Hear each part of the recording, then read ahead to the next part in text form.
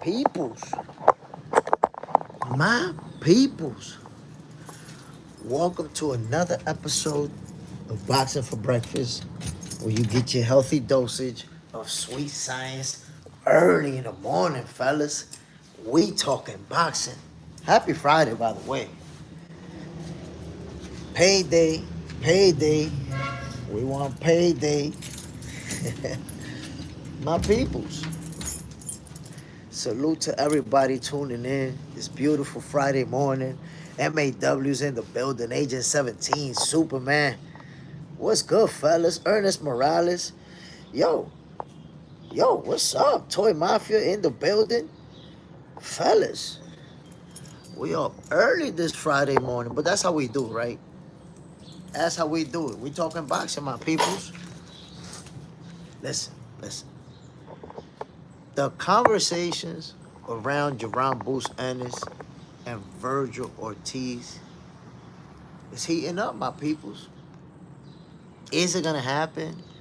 Is Boo's gonna go in a different route? We want to see the fight. We want to see it for titles. We want to see something on the line. So I agree with MAW and others who express that sentiment that you do want to see, this fight take place for something on the line. But if they say it's next, man, I'm taking it. I'm happy to see it. Wes does it. I would love to see Bruce Crawford before Bud retires. I don't think you're gonna see that, man. I would love to see it too, but I gave up on that. To me, that's the kind of fight that the ship has sailed. It's kind of like Canelo Benavidez. I used to say all the time, fight Benavidez, fight. But that's it. I understood that fight was not gonna happen, and I let it go. So you never see me saying that Canelo needs to fight Benavidez because I understand that fight's not gonna happen. So if Boots is at 154, Bud just fought at 168. He might go down to 160. He's already said I'm not going to one. Like that's it. You're gonna be disappointed if you cling going to the possibility of that fight happening. You're gonna be disappointed, my G. Little David, anybody there? We in the building, bro. We here. AG 206. If Devin becoming undisputed at 147, where you rank him? Ooh. Whoa. Hold on, bro. Cause now you going hard. If Devin become undisputed at 147, that'll make him a 2-division undisputed champion.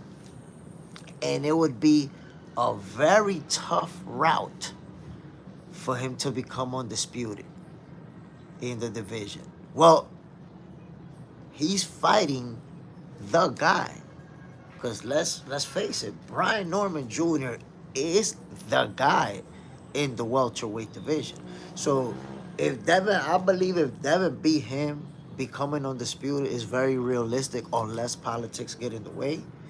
And if he becomes undisputed in the second division, you're going to have to put him top 5 in the pound for pound list.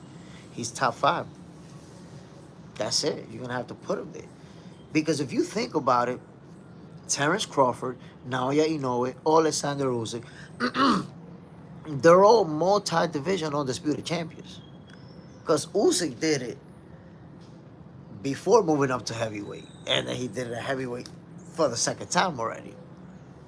And Inoue, we already know he's done it in 2 divisions. And Crawford now in 3.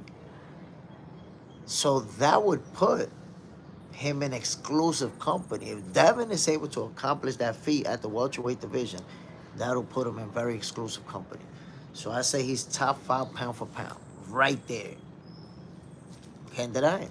In fact, beating Brian Norman Jr., I believe that's probably going to get him in the pound for pound list. I'm not sure, but that's a good win, man. Moving up and beating the champ, that's a big win.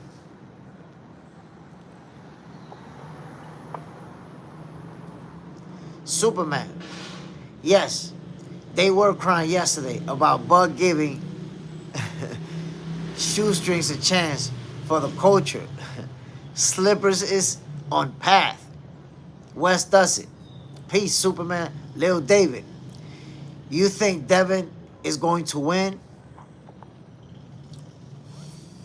Look, man, that's a tough, tough fight. Brian Norman Jr. is going to be one of Devin's toughest fights to date. One of the best opponents he faced up until this point in his career. I haven't been able to make a prediction. Damn, what the fuck is all this water from? I haven't been able to make a prediction on this fight yet. And let me tell you, when they first announced it, I've said this before, when they first announced it, I was like, yo, Brian Norman Jr. is going to knock him out. Gonna knock him. Because if you think about it, he's been explosive in his last 2-3 fights. Devastating knockouts. And then we just seen Devin Haney get hurt really bad by Ryan Garcia. So it felt like, you know what, him moving up and fighting somebody so strong, he's going to get hurt. But I'm looking at Devin, the way that he looks physically big, strong.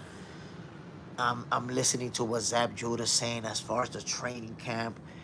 And it looks like Devin is Devin Haney. Like, we're going to see the usual Dev who outboxes his opponents.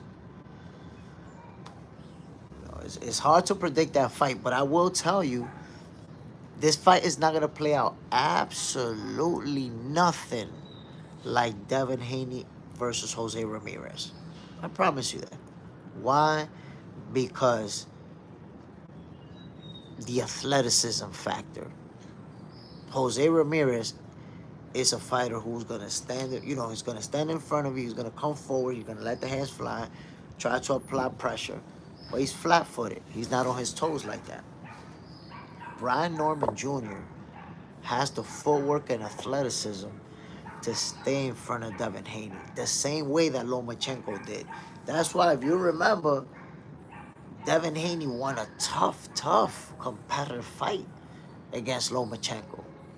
Watching it live, a lot of people, including myself, felt Lomachenko won. I had to go, when I watched it the second time, I watched it like 3-4 times, but the second time I watched it, that's when I said, okay, Devin won, but it was close, my people. Competitive. Why? Because Lomachenko was able to stay in front of Devin and force the action. And Brian Norman Jr. has that athleticism and that type of footwork to do the same, to stay in front of Devin and make it a fight. AG206, how you feel about Fury versus Moses? Listen, man, the young, hungry lion, you put Tyson Fury versus Moses Itauma, and I think the young, hungry lion wins in destructive fashion. Like Fury's time, I believe at this point, it is up. I think that's it. Superman. He's always been like that in training camp.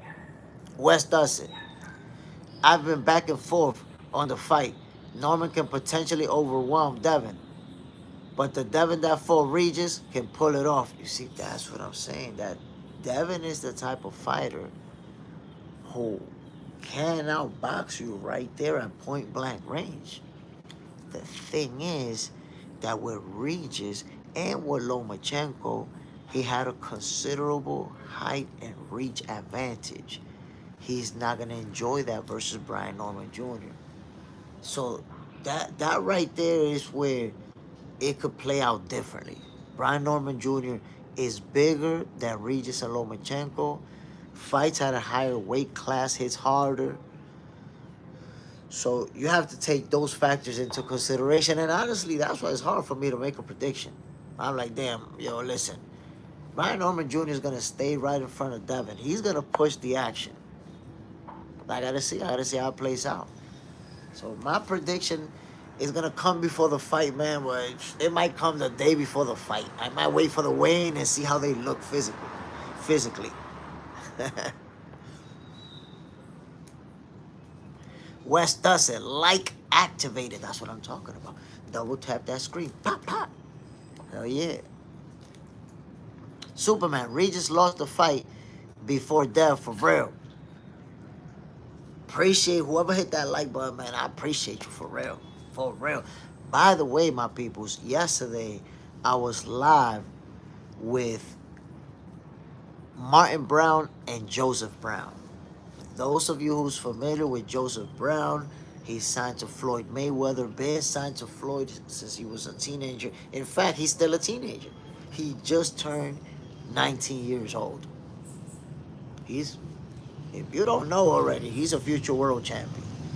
You know, like if Floyd signed him and is working with him and everything, Joseph Brown is a future world champion, my people. So check out that live. It was late night and a lot of people didn't get to see it. Check it out so you see very interesting conversation between myself, Martin, and Joseph. Check it out. AG206. Devin becomes undisputed. He has to be ranked number 1. Oh, nah, you crazy. Whoa. No chance he gets... Nah. He's not going to be ranked. If you look at the resume, there's no chance he's going to be ranked ahead of Usyk or ahead of Inoue. They're both already undisputed in 2 divisions, but they've both beaten more reigning champions than Devin Haney. No chance he goes to number 1, my guy. No chance. He could go to number 4, maybe number 5. Number 1 is out of the question, family.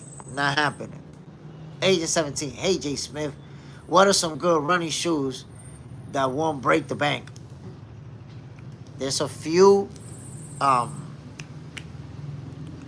Check out the New Balance options, because there's some expensive ones, but there's some good. I don't know the exact model, but there's some real good New Balance shoes.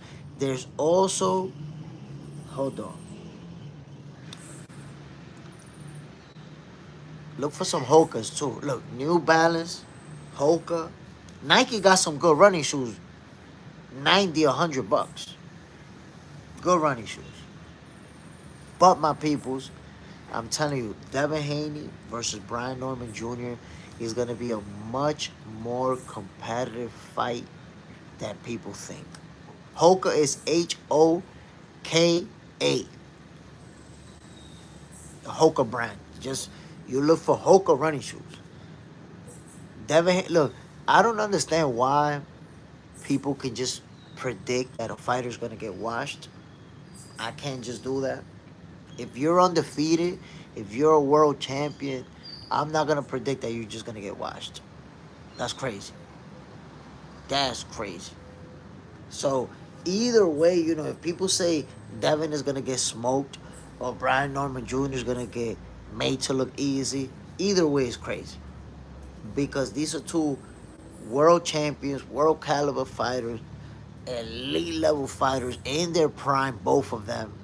You gotta expect a super competitive fight where they're gonna go back and forth, where they both may face some adversity. It's gonna be that type of fight. Ernest Morales. Ortiz has a potential tough opponent that he has to look good, otherwise it could hurt the promotional hype. I think Virgil Ortiz is gonna handle business. Lubin is someone who's experienced, who's been on the big stage, who can fight.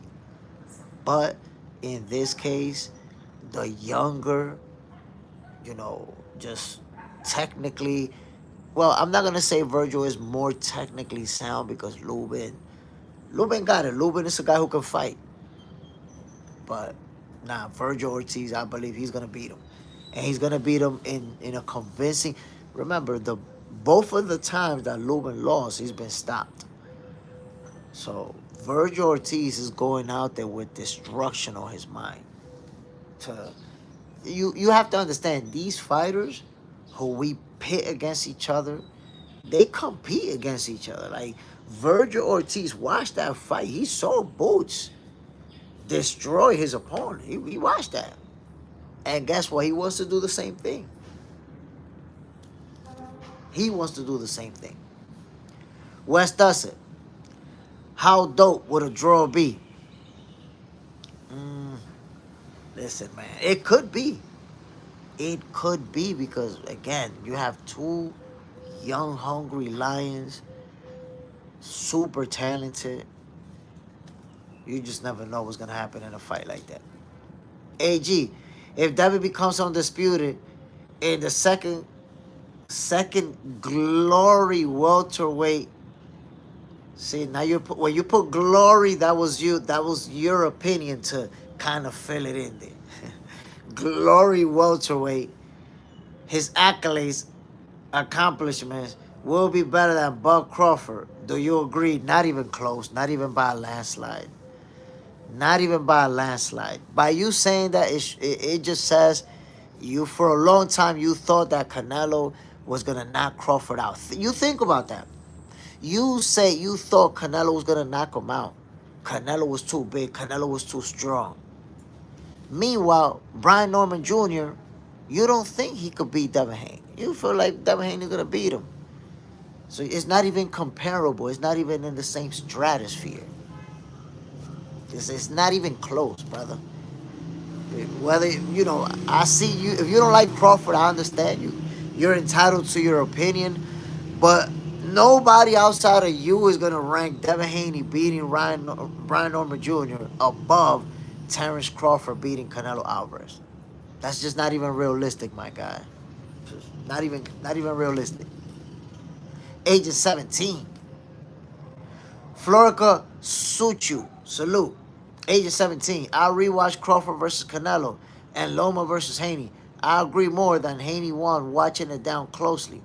And I wanted to see how Crawford broke down Canelo and frustrated him. Both of those fights showed great fighters being beat by somebody who was better on that night. And that's always the case. People love excuses. People always bring up something else. And they just don't understand that the better guy won. Sometimes there's controversy. We know Lamont Roach beat Tank Davis and got robbed. Tank Davis got gifted that draw. I wanted that rematch, man. I wanted that rematch. And let me just say something, my peoples, because yesterday somebody said like 50 times, yo, you a Tank Davis hater. You be hating on Tank Davis. Bro, Tank Davis is one of my favorite fighters. Tank Davis is one of my favorite fighters. I criticize the opponent's selection. I mean, I don't have a problem with who he fought.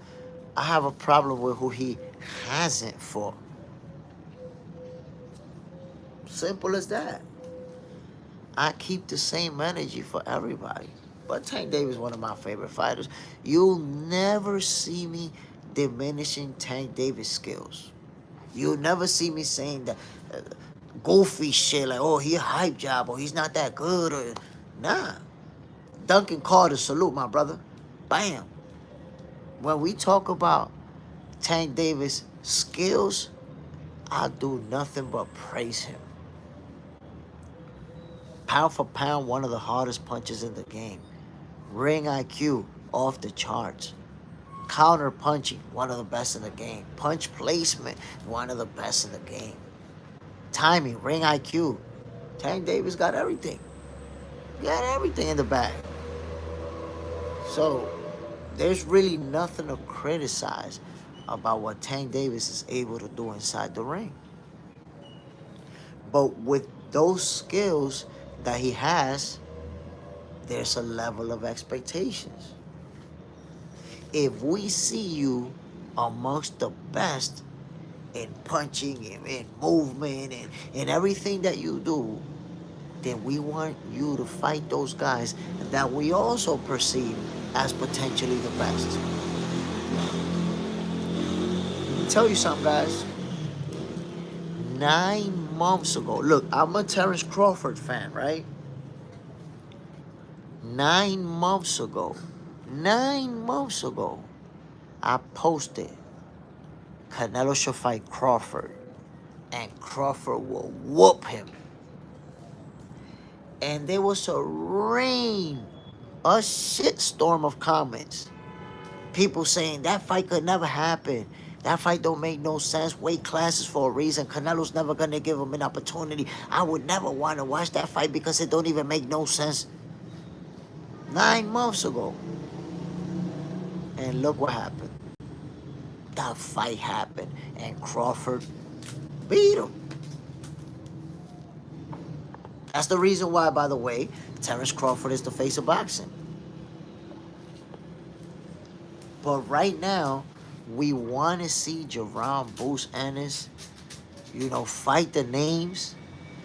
I know that we spoke about, him fighting somebody else for a title, but I promise y'all, if Bruce fight that dude for the title, the same people that saying he need a title are gonna say that guy's a nobody and that title don't mean nothing, and once again he's cherry picking, that's not a star. And so going after that title that people saying they should go after is gonna mean that people just gonna hate on him. People just gonna be criticizing him. It's crazy. West does it. Does Loma get into the Hall of Fame? Of course. I'm surprised that you would even ask that, bro. Lomachenko's a first ballot Hall of Famer. First ballot. Age of 17. But it's just that guy. He's the face of boxing. Right now, even Jaron Bruce Ennis himself said it. He's the face of boxing. That's it. It's not even a conversation. AG 206, Devin became undisputed at 135. I don't know why you keep... Look, my brother, I'm sorry, but it's hard for me to keep reading everything that you're saying where you keep calling divisions glory divisions. First, the welterweight division was a glory division. Now the 135 is the glory division. My guy, I've been following boxing for over 30 years. I don't even know what the hell you're talking about, glory divisions. You making divisions glory divisions? I don't know how you even doing that, bro. Like, chill out. I can't even continue to read what you're talking about where you're making glory divisions out here.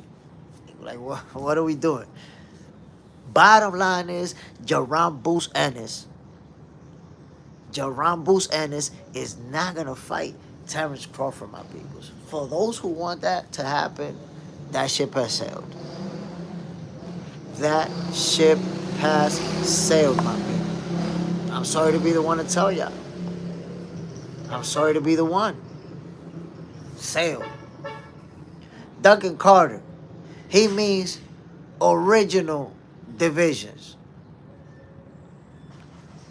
I mean, but the point is, how relevant is that right now? If you have, for example, Shakur Stevenson and Teofimo Lopez, they're at 140. If they fight at 140 for a title, that wouldn't make it as big just because. So right now, really, that's irrelevant. You're a 2-division champion. But if we start nitpicking, a 2-division undisputed champion if he accomplishes that. But if you start nitpicking and we go nitpicking for nitpicking, then I'll show you that we could have all type of perspective on it. Because if you say, those are the glory divisions, then check this out, Duncan Carter, right? Let me play devil's advocate. I can tell you at 135, the glory division that AG is talking about, Devin Haney had the weakest run to undisputed in the history of boxing. Devin Haney beat the grand total of one reigning champion to become undisputed, and that was George Kambosos, a one-hit wonder who never won a title after that. The weakest champion, that's the guy who Devin became undisputed against. One fight. He didn't fight no other champions. One fight to become undisputed. I don't know this by heart, but Devin Haney might be the only undisputed champion in history who did it with just one fight. One fight, boom, undisputed. Because Crawford did it at that division with one fight, but he's already been undisputed in 2 divisions. He's already been undisputed in multiple divisions. It took Dev one. You see, so you're talking about the glory division. Hey, George Kambosos is not exactly a glory fighter. You hear me, AG 206? George Campos is not exactly a glory fighter. So, you want to put this glory into the wind. It was George Campos, my guy. Come on now.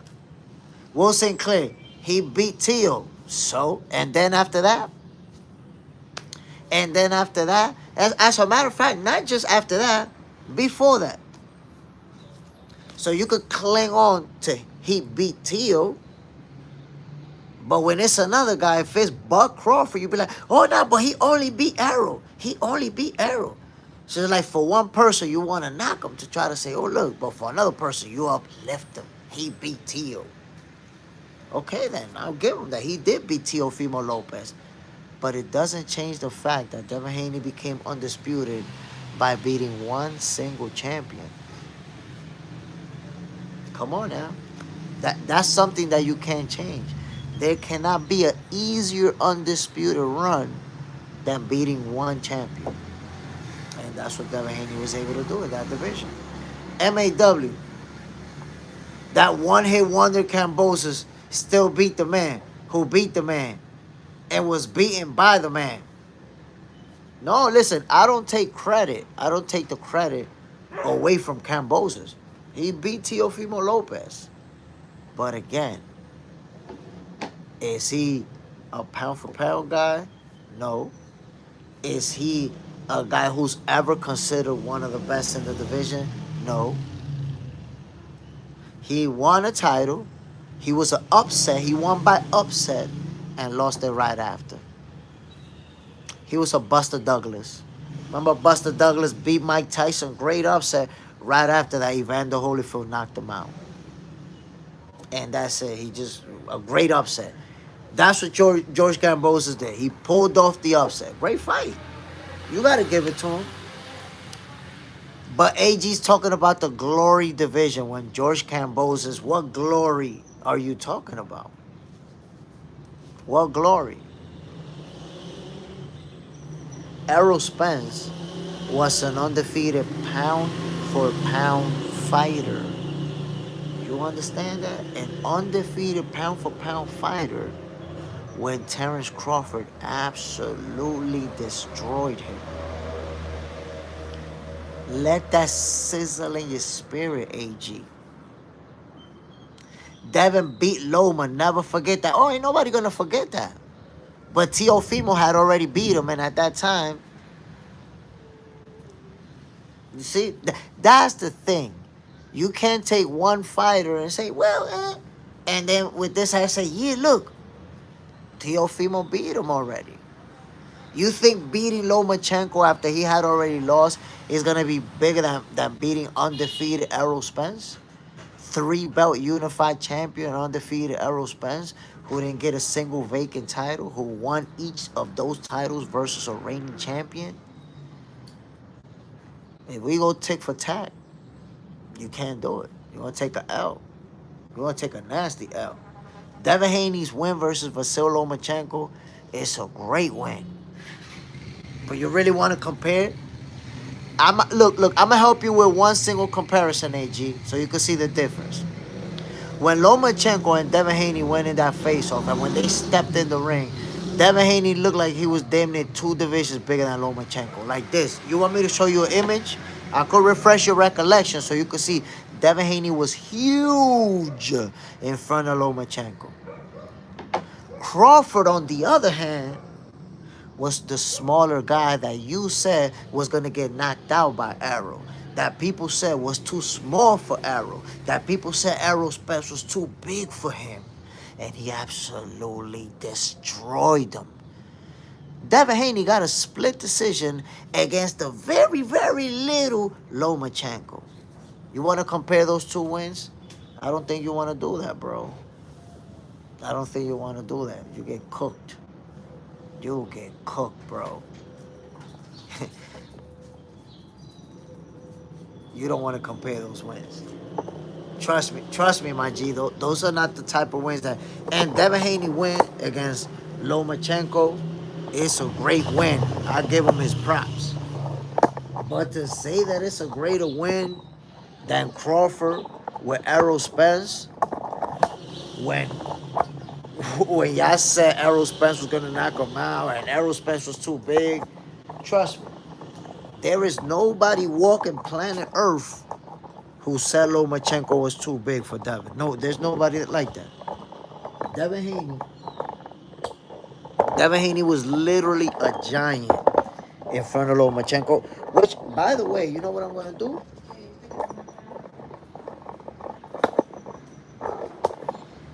You know what I'm gonna do? Yeah, yeah.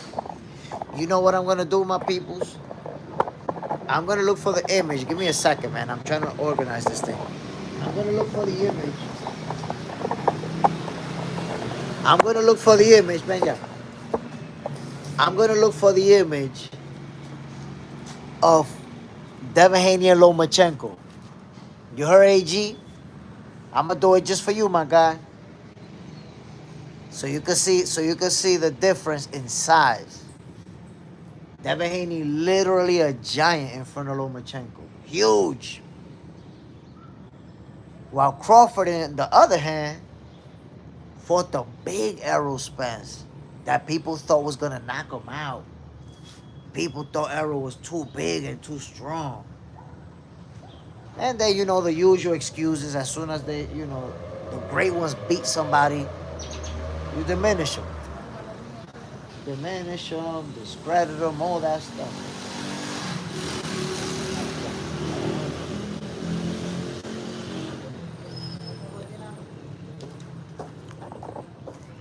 So, instead of comparing wins, we could just accept Devin Haney's win over Lomachenko was a great win. Crawford's win over Errol was a great win. But to say that Devin Haney's gonna be number one pound for pound, you're delusional. Absolutely. Like, the only reason you're saying that is that Crawford hate. You're not expressing your Crawford hate here, right now. You're not expressing it. But trust me, you have a deep hate for Terrence Crawford. You wanted him to lose badly. You said over and over that Canelo was too big, that Canelo was too strong, that Canelo was going to knock him out, that there was weight classes for a reason. You said all that. You guys say all of the things that you say, and I can tell you said all of that. So you watch Terrence Crawford absolutely outclass the same guy you said was gonna knock him out, and you can't handle that, bro. You can't handle it. So you need to find somebody else that's gonna be better. You you need to find somebody that's gonna be better. Like, nah, listen, this person is gonna be better than Crawford, and you're also the same one that's talking about, yo, Crawford needs to fight Benavidez, and he needs to fight Usyk. Come on, bro. That's it. Terrence Crawford is the number one pound for pound fighter in the world. His win over Canelo Alvarez is bigger than any win that anybody's going to get in boxing. You have to learn how to accept it, how to cope with it, and how to deal with it with more grace. Instead of trying to find, no, this person could be number one if they do this. No. Stop it, bro. It's just not even realistic.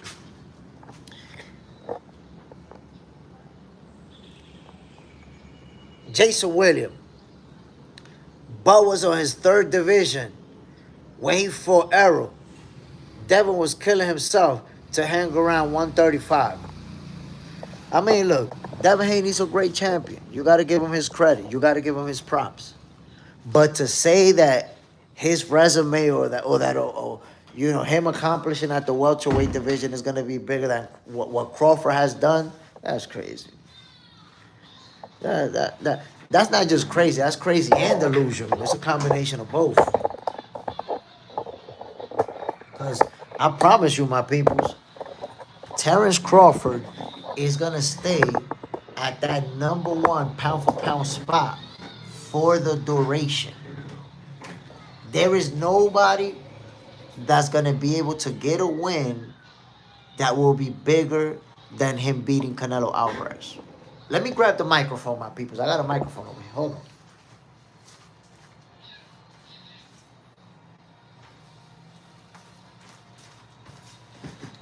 I promise you, my peoples, that number one spot, Terrence Crawford owned it.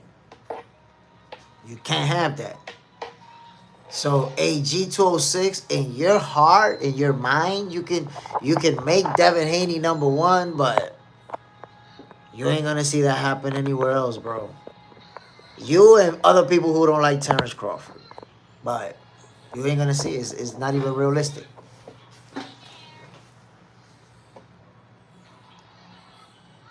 AG 206, did Bud defend his title at Undisputed? Okay, so Floyd Mayweather never became undisputed. Did Floyd become undisputed? What does that even mean? Did Floyd become undisputed? When you go with questions, it's like, what does it really mean? To ask a question that you know the answer to. Like, age of 17. Yeah, then Charlo just call out Bud, though.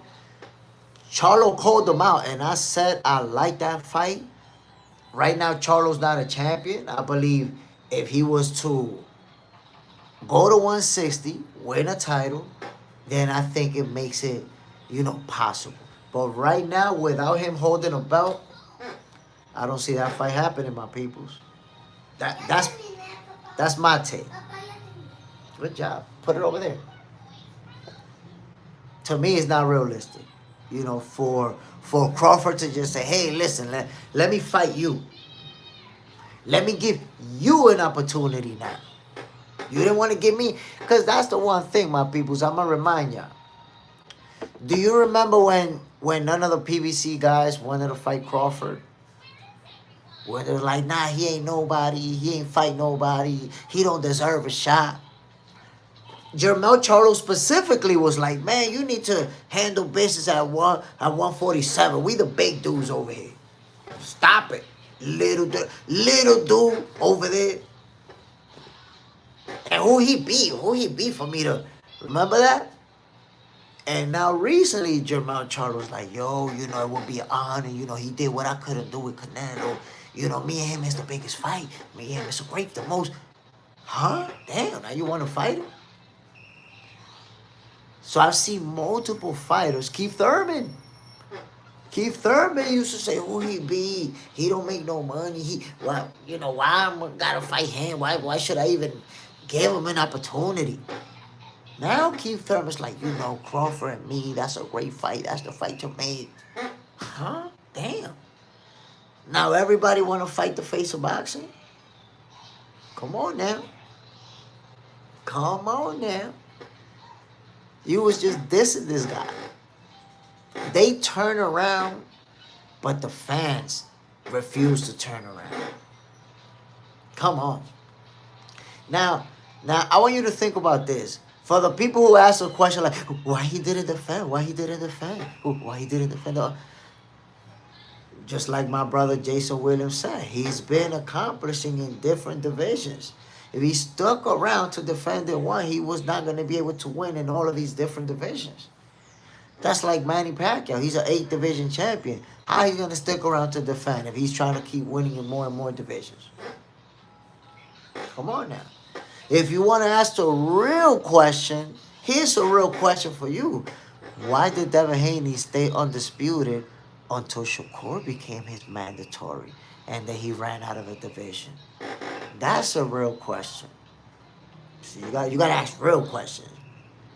Since you want to talk about defending, Devin Haney defended his undisputed. Why he ran off the division as soon as Shakur became his mandatory? That's a question that needs to be answered.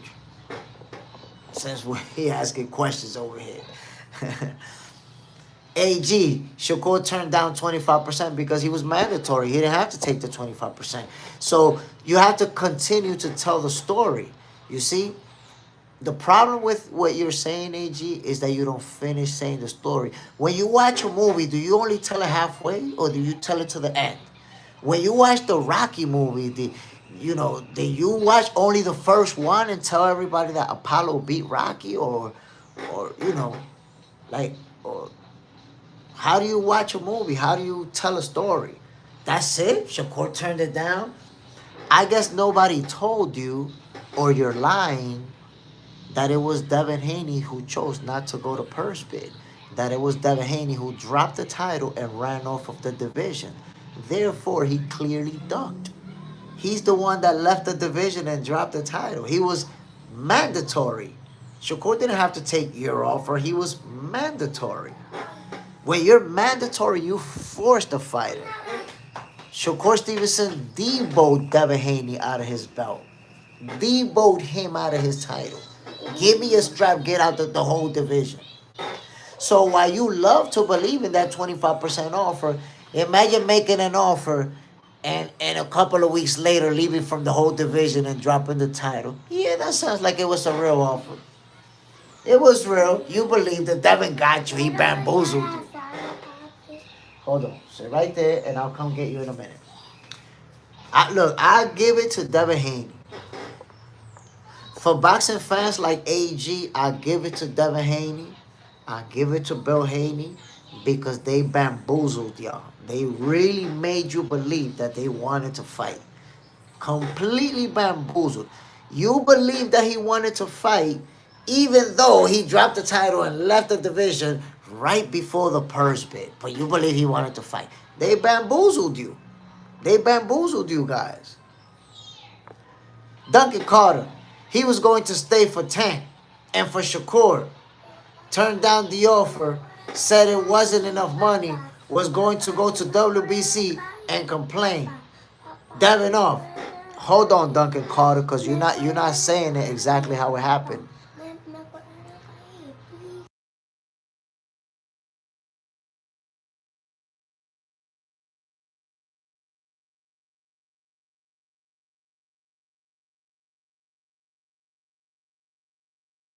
I'm going to tell you why, Duncan Carter, what you're saying is not correct. I'm going to tell you what actually happened so you could compare it versus what you're saying, Duncan Carter. Because AG's saying you're talking facts and you're not talking facts. Shakur Stevenson was the mandatory for Devin Haney. Devin Haney made an offer. Shakur Stevenson turned down that offer. After that turning down, Devin Haney never made another offer, never made no attempt to negotiate, never did nothing to suggest that he trying to make that fight. It was a take it or leave it offer. That's the first red flag of you don't really want to fight nobody. But let's skip that part. The reason Shakur Stevenson turned down the offer is because he's mandatory. And while he's mandatory, he knows you can't fight nobody else unless you vacate. You can only vacate that title or fight me. And that's exactly what Devin Haney did. He vacated the title. So he played you. He bamboozled you. He made you think that he wanted to fight Shakur. He threw that Lobo offer out there so Shakur could turn it down and he could tell you guys, look, I tried to make the fight. It was Shakur. And you guys fell for it. You guys really sit there and argue like, nah, yo, he made an offer. He tried it. He never wanted to fight Shakur. And there's proof that he never wanted to fight Shakur. Why he didn't go to the purse bid, Duncan Carter? I ask you, think about that. If they go to purse bid, I want somebody in the chat to Google what is the purse split between the champion and the challenger when they go to purse bid. Chat, somebody please Google that and copy paste the answer. Let's help Duncan Carter and AG out so they could learn something right now live on this show. You're going to learn something, AG and Duncan Carter. Somebody Google the purse split when you go to purse bid. Because AG and Duncan Carter, what you're about to find out is that when fighters go to purse bid, the champion generally gets between 70 and 80%. You know what that means, AG? That when they went to purse split, in 3 days, Devin Haney was going to get right around the same amount that he was asking for. Actually, he may have even gotten a little bit more because sometimes in a purse bid, the champion gets 80. He may have actually gotten more. Also, AG and Duncan Carter, this is why I'm Jay Stradamus. When you go to purse bid, you could choose not to take it. You could go to purse bid and say, you know what, I don't like that split. I'm out of here. They was 3 days away from purse bid. Devin Haney could have found out how much he gonna get. But what did he do? He chose to drop the title and announce that he was leaving the division 3 days before the purse bid. Now, why would he not want to know how much money he was going to get in a purse bid? Why not want to find out? I'll tell you why. Because he didn't want to fight Shakur. If he goes to purse bid and they say you're going to get 75 and he get 25 and he turn it down, now you know he's a duck. Now you know he's a duck because you're going to be like, wait a minute, but that's the same amount you wanted. So he's slick. Made an offer and ran from the division before the purse bid to give you your ammunition, Duncan Carter and AG. He just gave you ammunition to fight for him. He never wanted to fight Shakur. He made that very clear. I'm showing you the facts. I'm showing you the facts. Duncan Carter, Devin loses money on the first bid. But that's your opinion, Duncan Carter. You don't know that. You don't know that. You see, you're saying he loses money. No, he doesn't, because he could go to purse bid and not take it. Why is he losing money if he goes to the purse bid and said, no, I don't like that amount of money, I'm leaving the division? He could have did that. But 3 days before the purse bid, my boy said, nah, yeah, I'm dropping this title. Duncan Carter, you got to be more realistic, my brother. Does that really sound like he wanted to fight Shakur? In your heart, you hate Shakur that much that you think he wanted to fight Shakur when 3 days before the purse bid, he dropped the title and left from the whole division outside of the range when Shakur couldn't reach him? You're not even believable, my brother. What you're saying is not logic based on the facts. It's logic based on your dislike for Shakur. You got to find an angle against him. You got to find an angle that goes against Shakur Stevenson, and that's what you formulated. But it's not even realistic, bro. You're mandatory. It's your mandatory. You drop your title, and you're saying that Shakur is guilty because he had to take the offer. When he's the mandatory, mandatories don't have to take an offer, Duncan Carter. They the mandatory. It's Devin who dropped the title and ran from the division. He ducked. No matter what angle you could find around it, he ducked, bro. He ducked. There's no getting around that. JKL Comedy. You're 100% correct. Appreciate it, family. And I'm only talking facts. People try to spin the whole situation the way they want it to be because they don't like Shakur. They just don't like Shakur Stevenson. So they find a negative angle.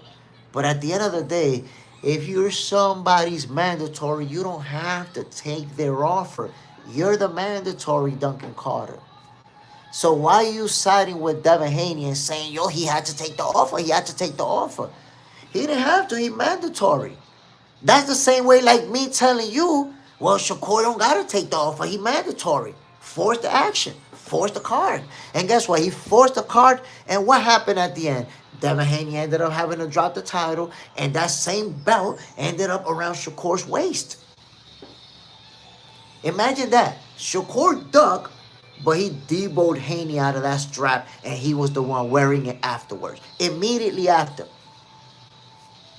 Come on now. Come on, bro. Duncan Carter, the split according to Google is between 70 and 75.3.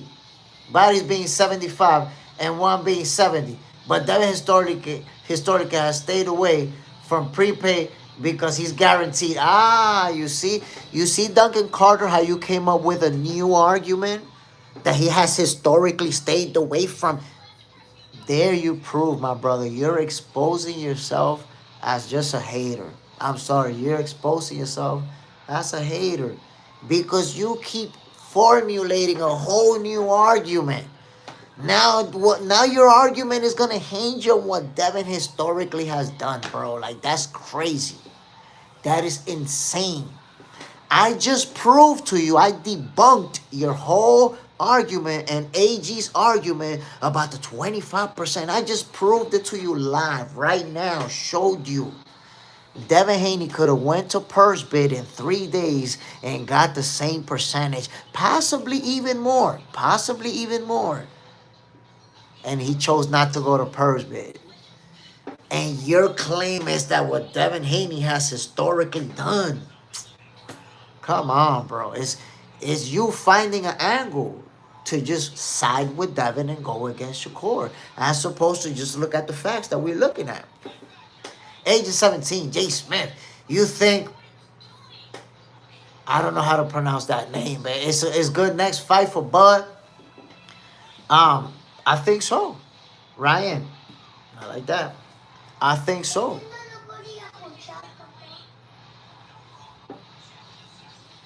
He's a world champion. Give me a second, my peoples. Give me a second. Let me put my son's cartoon.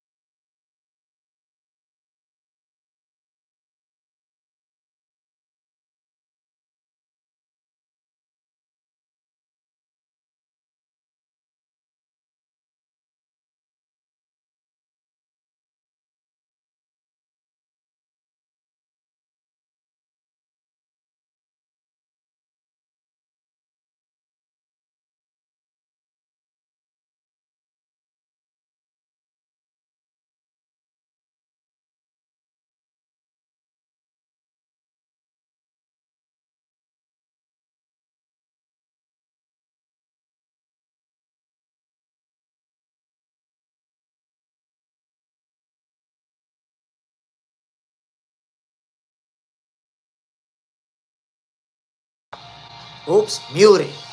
My bad, my people. so, so listen, my people. So Duncan Carter, you're really comparing Shakur Stevenson to Sandor Martin. Like, I don't even know how to respond to that, bro. I don't even know I don't even know what to say.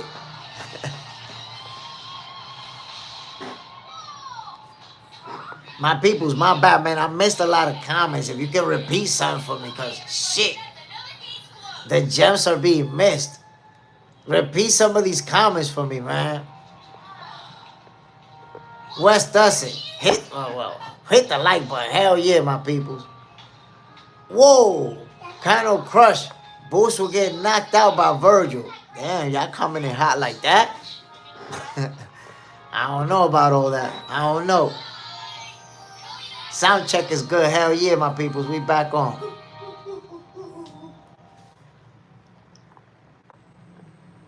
Duncan Carter. I'm comparing the bid that Devin did. You don't need to compare no bid. Every bid is different. That's the same way that you try to compare that Little Gamboa hurt Crawford, so Canelo was gonna knock him out. Stop making comparisons. That's irrelevant. This is a super fight. Sandor Martin was not a super fight. That's the difference. You see, that's a big difference. Devin Haney has no interest in Sandor Martin. We know that. He not interested in fighting Shakur Stevenson, one of the biggest names in boxing, one of the most competitive, one of the biggest fights, a super fight. Yeah, of course, because he's done. That's just the reality. That's just the reality. Dog. But listen, I understand y'all can't handle the truth. You know, you guys are gonna feel a certain way about Shakur Stevenson. You're gonna feel a certain way about Terrence Crawford, especially now that he's the face of boxing. You know, and I'm gonna be honest with you guys. It's like the more Shakur Stevenson wins, the more you guys dislike him. And I don't know, you're gonna have to deal with him when he becomes the face of boxing. You're gonna have to suck it up, bro. I'm just letting you know. When Shakur Stevenson becomes the face of boxing, you're gonna have to suck it up. You're gonna have to deal with it. I know you guys are upset about Crawford being the face of boxing. Agent 17 J Smith, you think, I don't know how to pronounce his name, versus Crawford is a good matchup? I like that fight. I said that earlier. I like that fight. And he's a champion. So, to me, anybody, if Terrence Crawford is going to the 160 division, anybody who has a strap, it's a good matchup. That's simple. If he's going to 160 and you know, win a title in another division or even try to go for undisputed in another division, then anybody who has a belt, it's a good fight. That's my perspective. You have to understand, right now, there's a very short list of fighters who have won in 5 divisions or more. Floyd Mayweather is one of those. If Terrence Crawford wins a title in the 160 division, he will be in a list that only has 2 fighters in the history of boxing. Oscar De La Hoya, Manny Pacquiao. Those are the only 2 that have won titles in 6 divisions or more. Terrence Crawford will be the 3rd person to win titles in 6 divisions. That means that he'll surpass Floyd Mayweather in that type of accomplishments. Most divisions, 1 titles in. So to me, it's a no-brainer. Go to 160, grab a title, and become a 6 division champion. Now, if you go for undisputed in that division, your accomplishments is going to seem unreachable. Duncan Carter, I don't mind him winning. I've only paid my money for Bud or Devin since 2010. All right?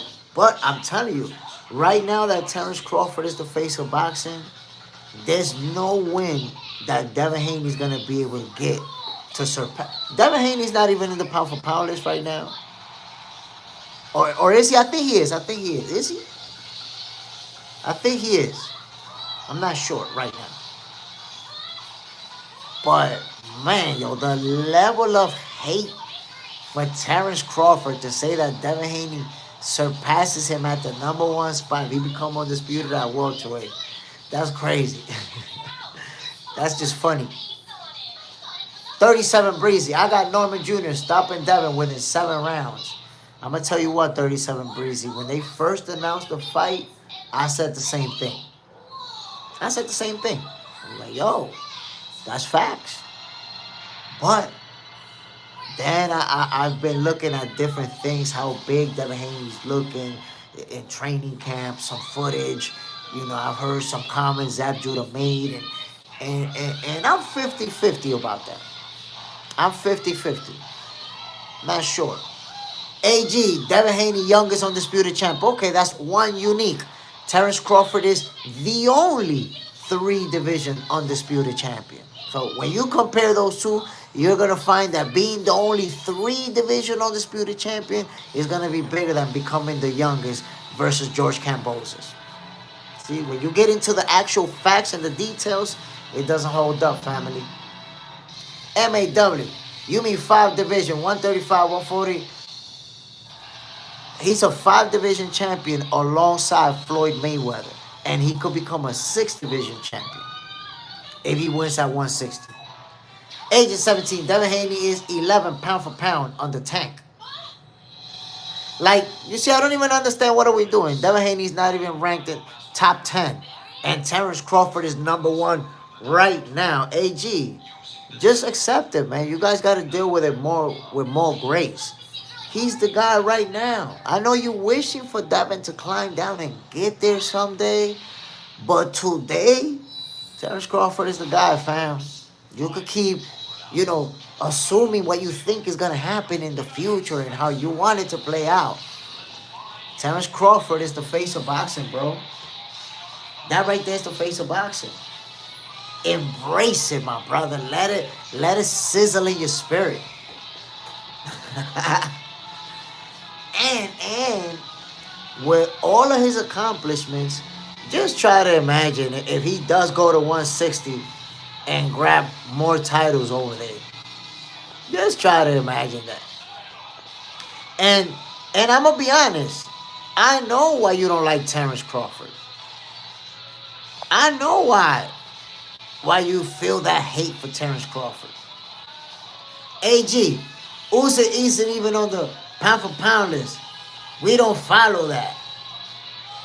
Damn, why do you...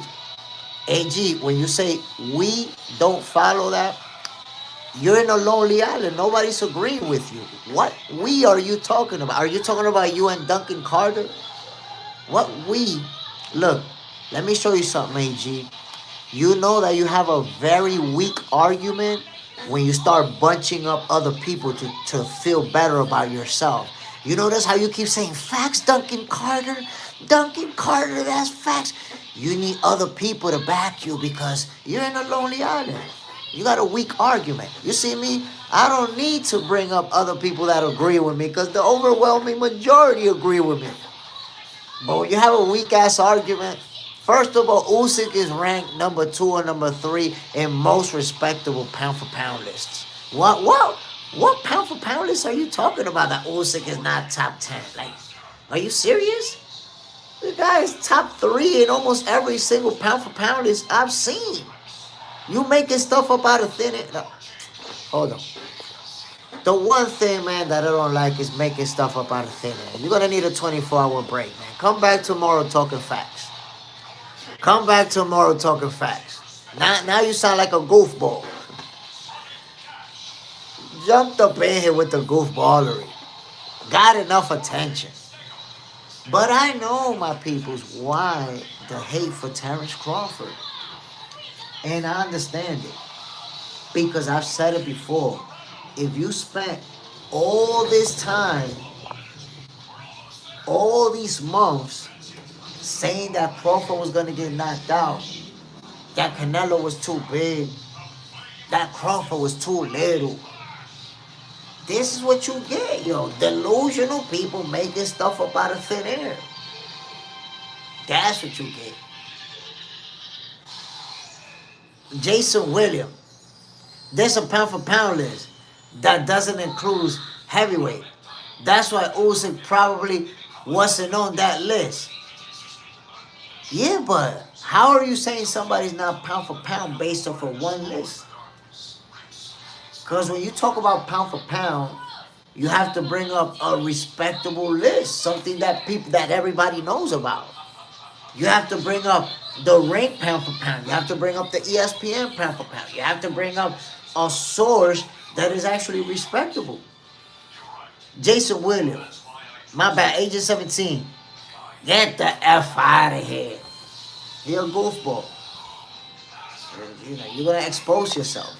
And that's a 24-hour break. Maybe you come tomorrow without the goofballery. Tomorrow, you might get blocked. If you come with that dumb stuff, you get blocked tomorrow. JKL Comedy, pound for pound, Bug, Usyk, Shakur, David Benavidez. So I would say me personally, and a lot of lists I know are going to coincide with that. But me, Terrence Crawford, Alexander Usyk, now yeah, you know it. Top 3 right there. Now how'd you grind? In all pound for pound, top three are Crawford, Usyk, and Inoue. In different order, but those three, all of them. Come on now. But I will say, you're talking about different order, the Hydro Grind. That different order is only for Usyk and for Inoue. Because in every pound for pound list, Crawford is number one. So make that clear, because that was kind of fuzzy the way you put it out there. Oh, they could be different order. No. Crawford is number one in every pound for pound list. Hano crushed. Come on, man. Come on, bro. So, but this is the reason why people are so upset with Terrence Crawford. The Hydro Grind tenía que decirlo. Let's make that clear. Let's make it clear. We know who's number one. JKL Comedy. You know it? Kind of slipped off. Nah, bro, I don't think so. The fight before the last one, he won in another division, and now he won. I don't think so at all, my guy. I think Inoue is solid at number 2 and number 3. And he's going to be moving up and winning more. He's going to keep accomplishing. So Inoue is going to be right there. That, look, to get into the top 3 spots, you have to do something that's crazy. Because at this point, Inoue is a 2-division undisputed champion. Usyk is a 2-division undisputed champion. Think about that. And now Usyk is a 2-time undisputed champion at the heavyweight division. And Inoue is not even hit the ceiling yet, because he's going to move up yet again. And of course he's going to be pursuing that. So it's that top 3 is tough to get into, yo. Very tough. 37 Breezy. He talking about box rank, pound for pound. Number 1, Inoue. Number 2, Junto. Number 3, Bud. Number 4, Boost. Number 5, Canelo. 7, Bivol. 8, Benavides. 9, Beterbiev. 10, Tank. Jason Williams. Box rank, pound for pound list is straight trash. You have to understand. Box rank, they got their own criteria. Everybody has their own criteria. But if you disagree with that placing, you will say that all of them is pound for pound fighters. MAW. After Bud, Usyk, Naoya, I got Bivol, Bam, Tio, Shakur, Junto. Ooh. Those are all pound for pound guys. Those are all pound for pound guys. Candle Crush J. Smith. Let's get to the topic. El Futuro. Virgil Ortiz. Oh, that's how you doing it these days? That's how you doing it? Listen, my peoples. Jaron Boost Ennis versus Virgil Ortiz. Well, you're talking about the future, but the image I got right now is Mr. Catch a Body, bro. Mr. Catch a Body. Virgil Ortiz got to get past his next opponent, Erickson Lubin. And I expect him to win that fight, by the way. Damn, this TV is loud as hell. Hold on. Look, I expect Virgil Ortiz to win that fight. I'm going to tell you that right now. I'm hoping that we get Virgil versus Boots. I'm hopeful for that fight. And let me point something out, my peoples. And I mentioned this before. I spoke to Bozy Ennis privately the other day, and he specifically told me that they signed the contract to fight Virgil. So this is not something that I heard, that somebody told me. You guys know I don't make stuff up out of thin air, like Buddy, who I had to send on a 24-hour break. Nah. Bozy himself told me we signed the contract. So as of right now, what I would say what needs to happen is for Virgil to win his next fight, sign the contract, and fight Jaron Boost Ennis early 2026. That's it. That's the fight a lot of us want to see. I know that right now, neither one of them is champions, But if they say we want that fight, I want that fight. Candle Crush. How do you see it, Jay Smith? Knockout? Look, man, it's hard for me to see a knockout in that fight simply because both fighters are super talented. They're special. They can take a shot. And in a fight like this, it's very, it could very easily go the distance. They're both very skilled. So it's hard for me to predict that somebody's going to get knocked out in this type of fight. Jason Williams. Facts. I wish Boots and Virgil fought at 147, but I will take it at 154. Hopefully we get a great fight and rematch out of it. I will tell you this, bro. At 147, we all wanted that fight. I think that it's overdue because of that, because we've been calling for it for a few years at this point. But if you think about it, we're going to get a better fight at 154 than we would have got at 147. Why? Because we found out that Virgil was basically struggling to make weight during his last 2-3 fights in that division. And he damn near, thank God it didn't go that way, but he could have lost his life in the process of trying to make weight. He was hospitalized multiple times. I'm sure you guys know about this. So he could have ended up fighting Boots, super weight drained, super, in bad health, and took a nasty loss. And we thinking he got washed and he was just messed up. So I think we're going to get a better fight at 154 than we would have got if they fought in the welterweight division.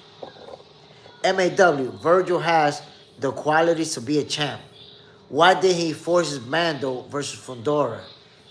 That fight over Leuven makes more sense. Honestly, I would have wanted to see that fight. I'm not sure why they made that decision. I don't know. Sometimes it's business, politics. There's a lot of factors. You got to remember that Sebastian Fundora is a PBC fighter. Virgil Ortiz is a Golden Boy guy.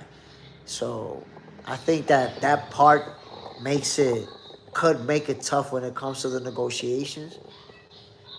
Ultimately, we want to get Virgil versus Boots. And I would have wanted that fight for a title, but I'd love to get it next. Because let me tell you something. Whether or not they fight for a title or a title eliminator, what goes down inside the ring, excitement-wise, is going to be the same. We're going to get the same type of fight in the ring. JS has 23 people in the building and only 23 likes. Let's go hit the like button, my people. Salute, my brother. Kawhi Elliott, y'all overlooking Lubin and Virgil have problems with boxers. No. Listen, Lubin is a fighter who I feel has the skill set to make it interesting, but I don't think he could beat Virgil. I honestly don't. I feel like Virgil, is sharper, younger, fresher, stronger. Lubin, it's been stopped twice, and he got stopped in brutal fashion. That does something to your body. Those punches from Virgil, he's going to feel those. It could go the distance, and if it does, I see Virgil winning the fight. But I wouldn't be surprised if Virgil pulls off the brutal stoppage. Because Lubin can fight, but he takes punches.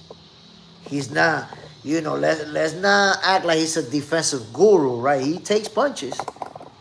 And Virgil dishes them out in bunches. Candle Crush, Jay Smith, tell Kawhi Elliott to check the Virgil record and pressure he going to put on Lubin. I'm telling you, Virgil Ortiz is going to apply that pressure. And I say the most likely scenario, he wins that fight by knockout. Lubin has the skill set to make it interesting. I got a lot of respect for him as a fighter.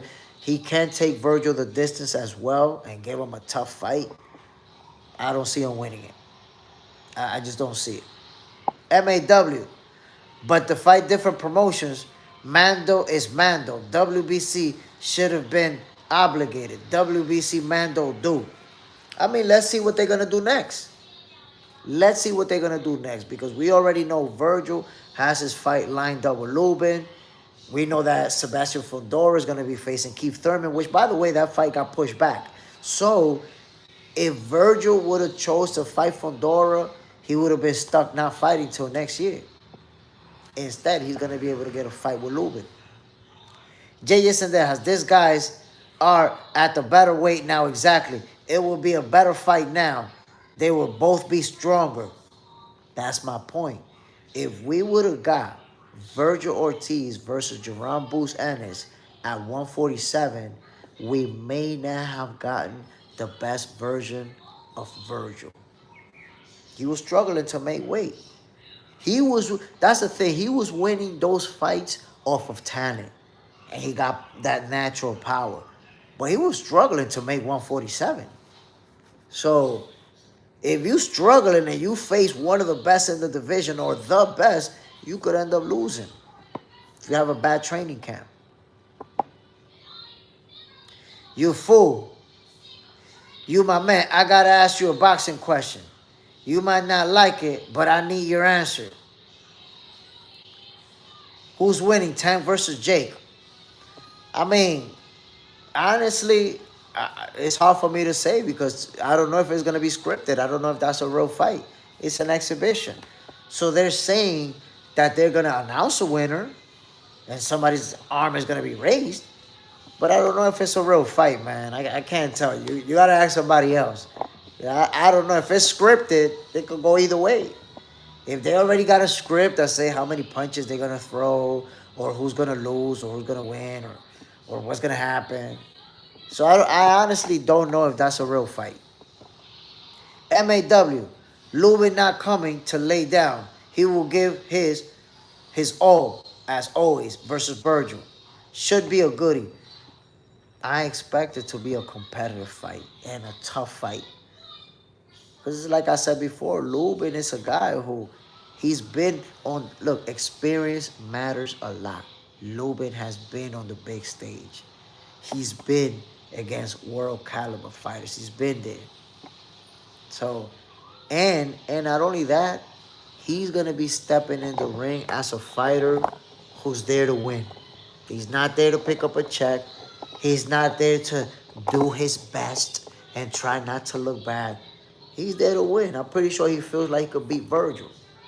When you're the more experienced fighter who's been there with the champions, with the top-notch guys, and now you get to face the young, hungry bull, you feel confident too because you like, yo, I faced better guys than him.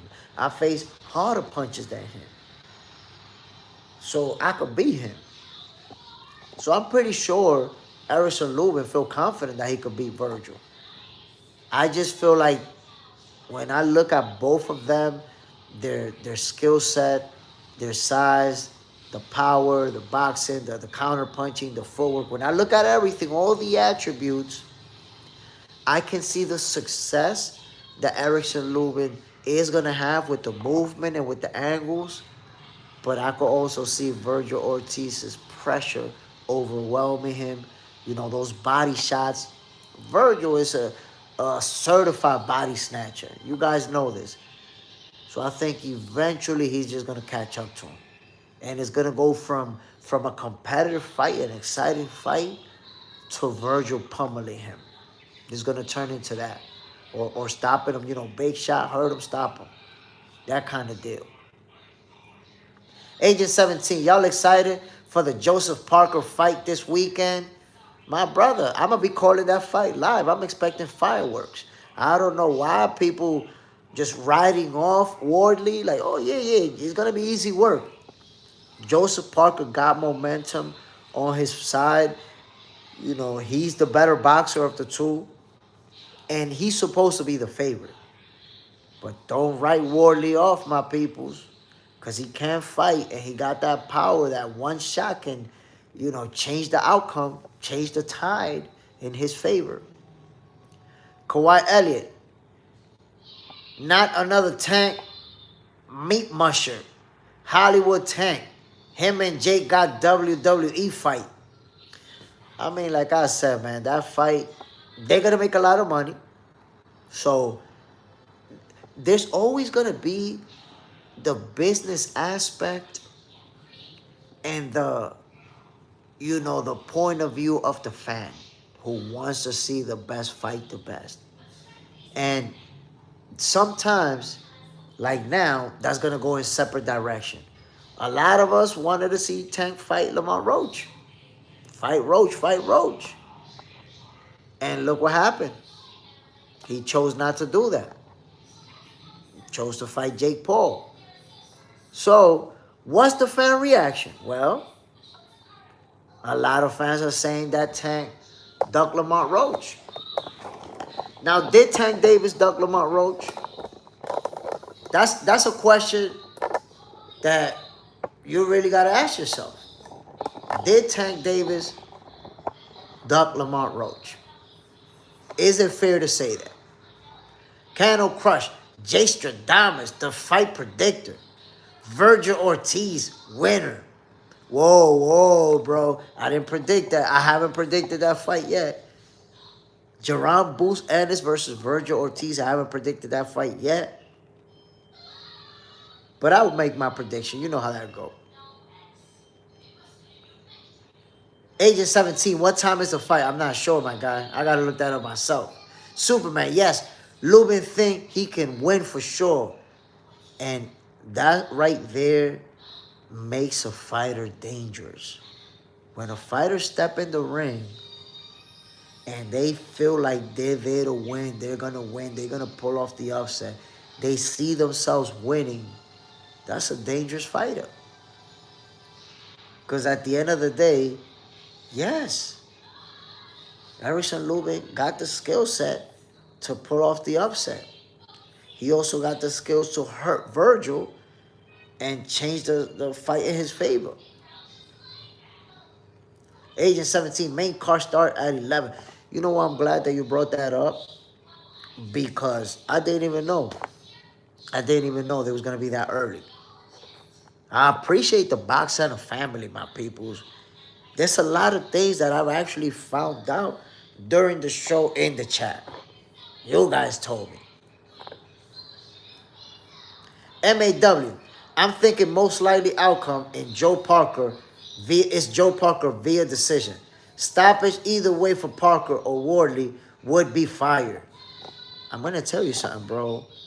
I think that Wardley is going to be swinging for the fences early on, and then Parker is going to end up matching his energy. This thing could turn into a slugfest. And it can happen early on. You know why? Because when I look at both of them, I think you guys agree Parker is the better boxer and has the better footwork. And because of that, I don't see Wardley winning a boxing match. I don't see him being able to outbox him and winning on the cards. So I think he's going to try to hurt him.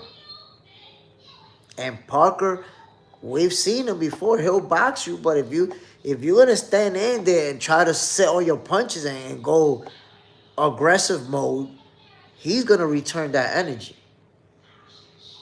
Simple as that. JJ's in the house. Jay Smith, did you read my text about the last fight? My brother, let me go back. JJ's in their house.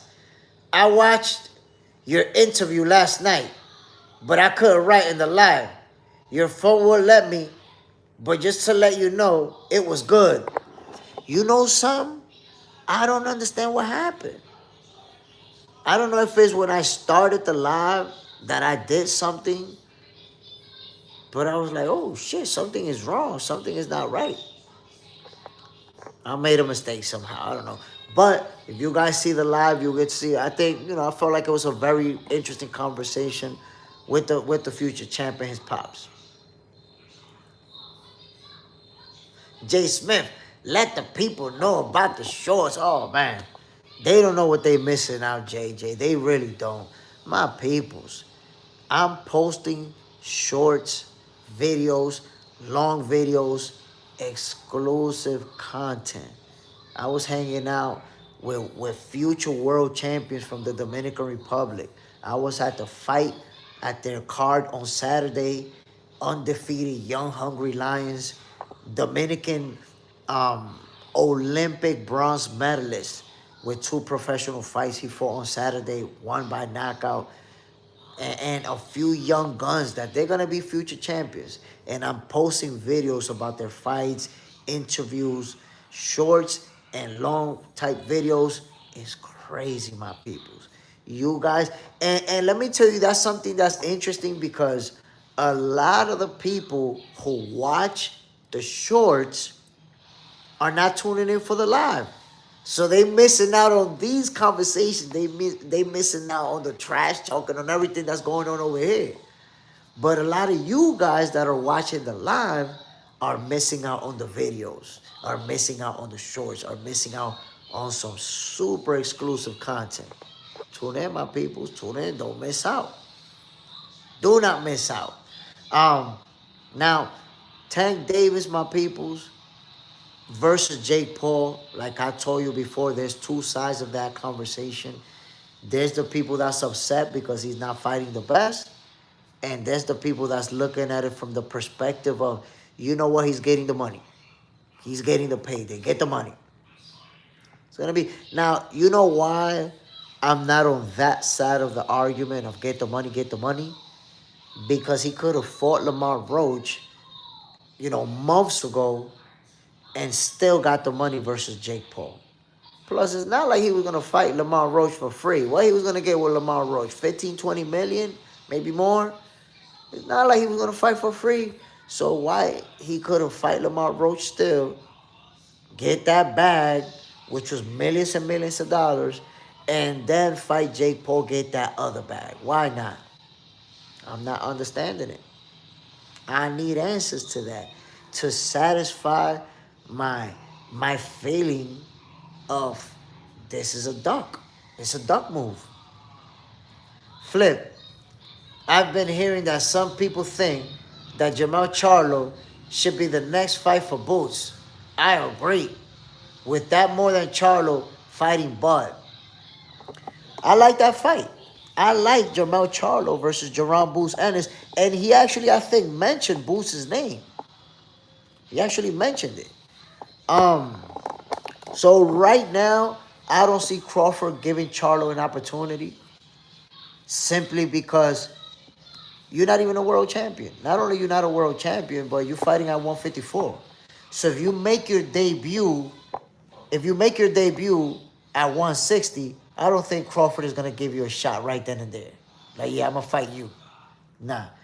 For Charlo, and this is just my opinion, for Charlo to get a fight with Terrence Crawford, he would have to move up to 160 and grab a belt.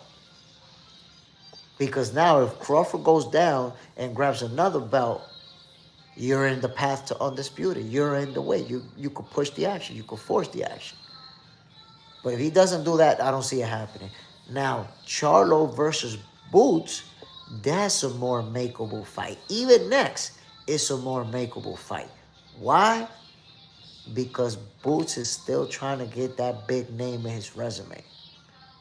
They still, many fans are still naysayers. They still don't want to give him his credit. They still using the good old who he beat. They don't want to give him his credit yet.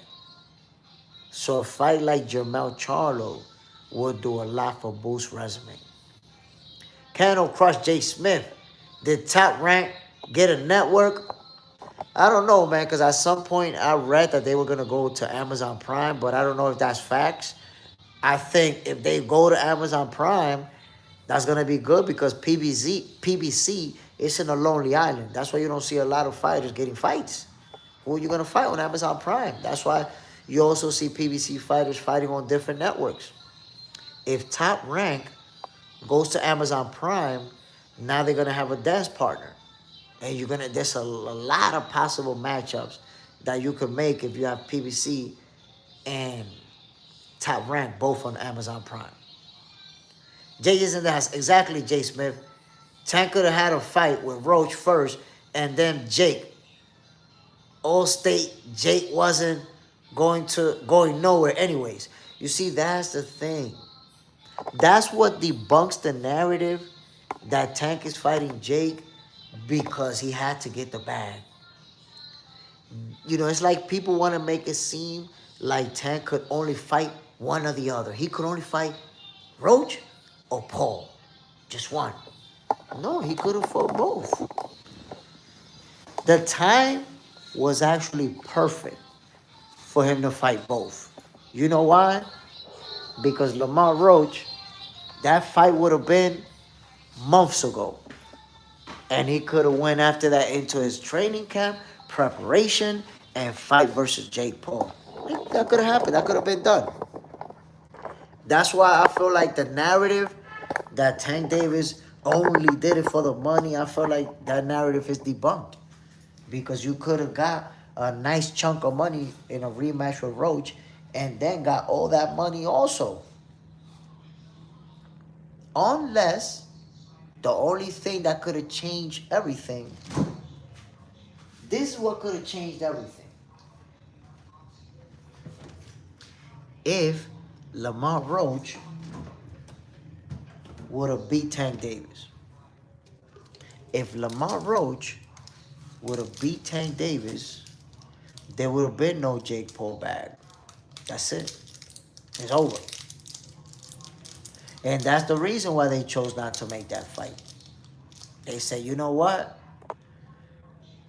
We lose, it's a wrap. We cooked. We are cooked. And I gotta tell you, my people, Tank Davis is one of the best boxers in the game, skills for skills. It's very hard to make an argument against that. Can you really make an argument and tell me that he's not one of the best? If we start, if we make a list, right, and we talk about counter punching, we talk about footwork, we talk about power on a pound for pound level, we talk about, one punch knockout power. Where is Tank Davis gonna be ranked in all of those? Ring IQ. So Tank Davis, my peoples, he is without a doubt one of the best in the game. The only problem is that he'll refuse to fight. He has refused to fight the other best in the game. That's the only problem.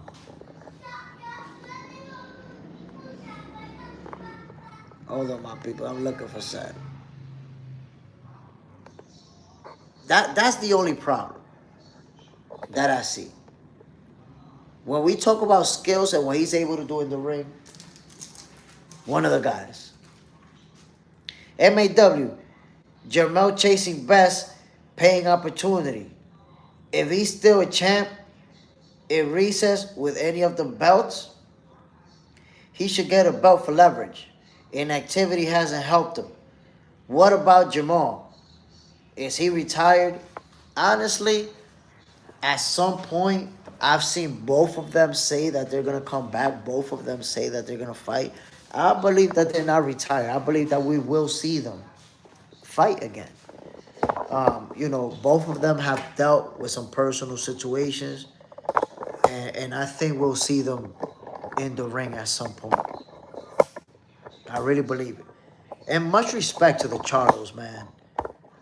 Because both of them have accomplished a lot. You're talking about twin brothers who both became champions simultaneously, defended their titles. With Jermel, he's a two-time, I think, champion because he lost and they won it. So the Charlos are accomplished. And I think I agree. A lot of people agree with me. They're exciting fighters to watch. Every time you watch the Charlos, you're going to get a good fight. Except, I'm going to be honest, Jermel versus Canelo, I was disappointed because at some point it felt like he was trying to survive in that fight. It didn't feel like he was trying to win. Kawhi Elliott, yeah, but we have seen him fight no one. So we can't say that until he proves it. Who we've seen fight no one? I'm not sure who you're talking about, my brother. Are you saying Tank ain't fight no one?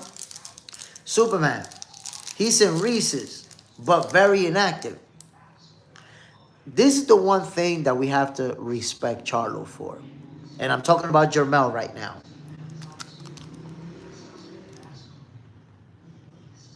He has one loss in his career, right? To Canelo Alvarez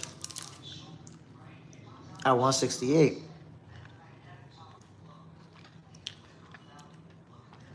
He's never lost at 154.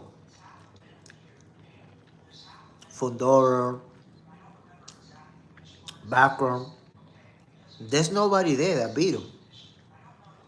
Holding a title, who took it from him. He lost it due to inactivity and due to not defending. So, if he's going to choose to stay at 154, we're going to expect him to get a title shot right away. But if he stays in that division, he knows Terrence Crawford is outside of the realm of possibility for him. He's not going to get that fight. You're not going to get no butt at 154. Well, he already said he's not going there. Superman. Jay, what you eat over there? Scrambling that paper. Bar of chocolate, my brother. Oh, man. Yeah, Jay. Don't be stingy. That barbecue bacon burger. Oh, man, damn. Kawhi Elliott. Yeah, I was talking about Tank. So, I wouldn't say that Tank ain't fight nobody. I wouldn't categorize it that way. Because if you look at Pitbull Cruz, who became a champion after Frank beat him, Rollies, who also became a champion after Tank beat him. If you look at Frank the Ghost Martin, if you look at Ryan Garcia, if you look even the guys who moved up in weight to fight Tank, Androide Garcia, who was a champion at 130, Lamar Rocha was a champion at 130, Mario Barrios, who became a champion after Tank beat him. Not a single name that I mentioned is a bum. Not a single name that I mentioned is a bad fighter. Because you don't get to where they have gotten, if you're not doing something right. Oh, Tank beat a lot of good fighters. He just didn't fight or hasn't fought any of the best. David Balogun, salute, my brother. Man, that's the thing. But he's beat. Everybody that he's beat, it's a legit fighter. Kawhi Elliott, all sea level.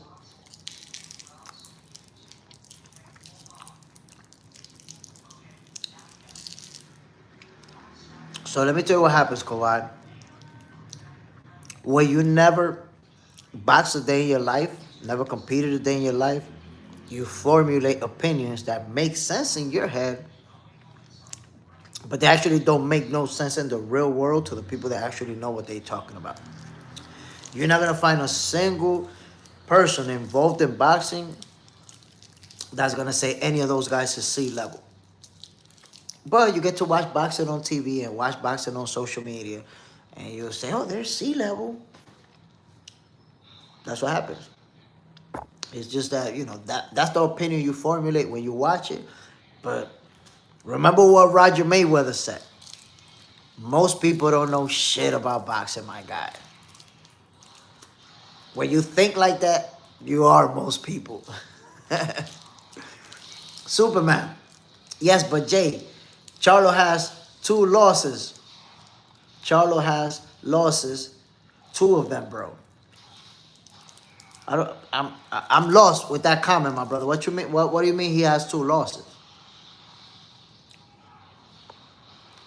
Superman, only Jamal doesn't have a loss.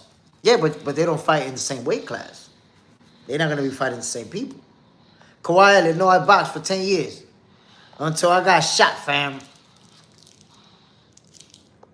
Okay, so let me ask you a question. Since you boxed for 10 years, did you box amateur or professional?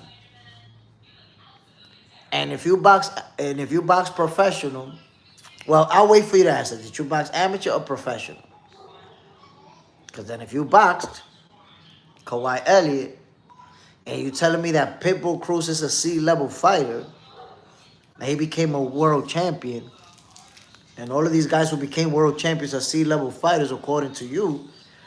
I want to know what was your record and what level fighter you was, my guy. In your opinion, what was your level and what was your record? JJ's in the house. Portuguese breakfast. Linguica and eggs, toast and coffee. Ooh. You know, I'm going to be honest, man. This morning, I'm going to go super light. Flip, Jay, look up. GX, TV. What did you say, Flip? Hold on. Let me go back. You Flip. Okay, here we go. Flip, Jay, do you remember Shakur saying that Tank should learn how to throw a hook after his uppercut? And do you agree with his observation?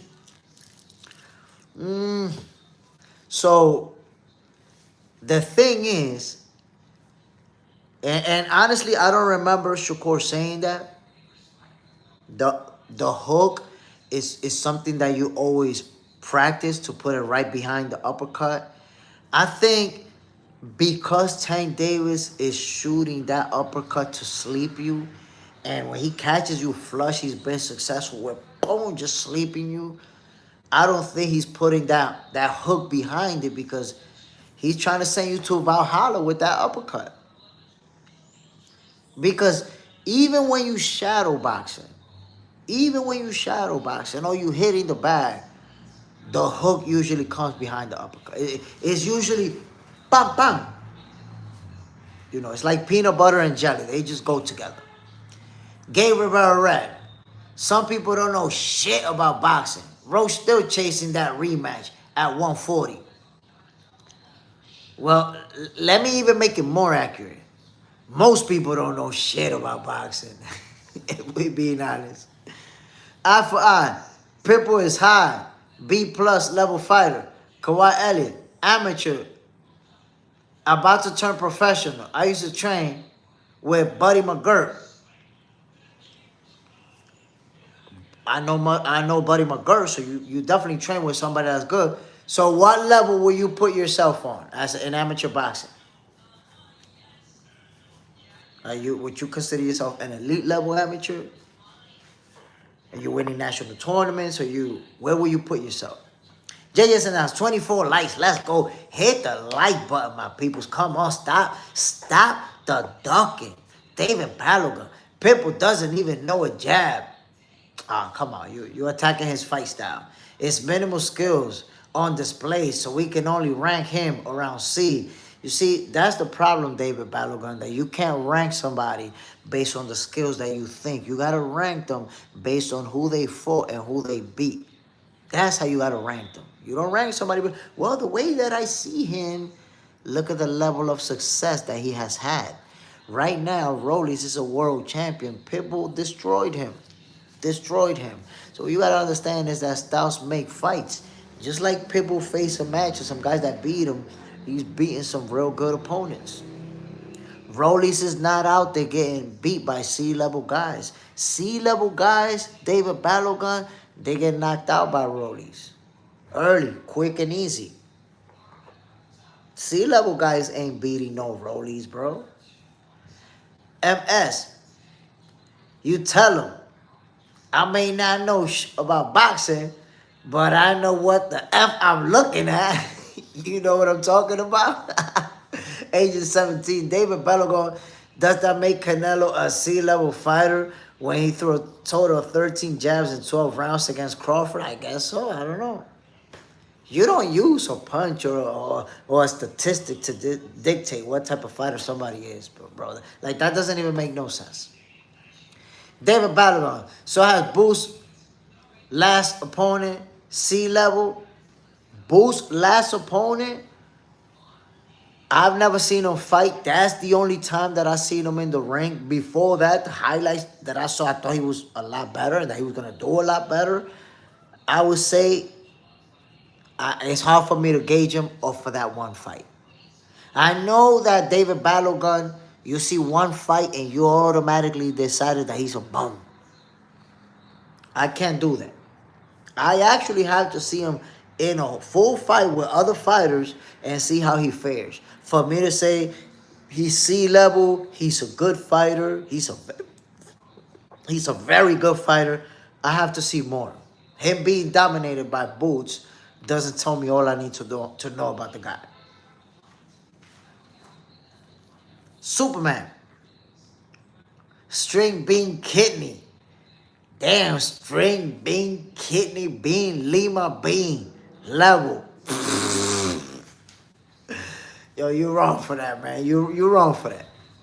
You ain't gotta do all that, bro. David Belagon. I didn't decide he's a bum, Jay Smith. But what type of guy do we consider at C level?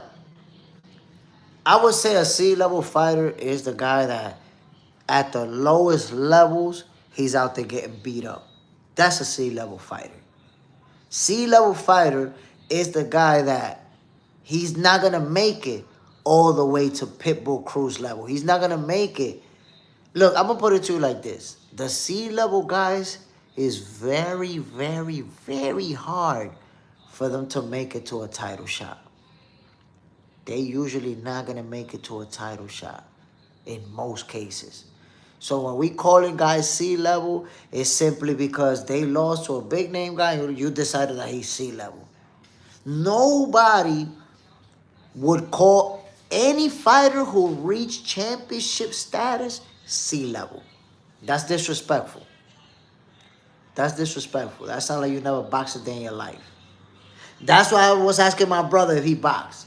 And you say you box as an amateur. I was waiting for you to tell me what you accomplished and what level you're in.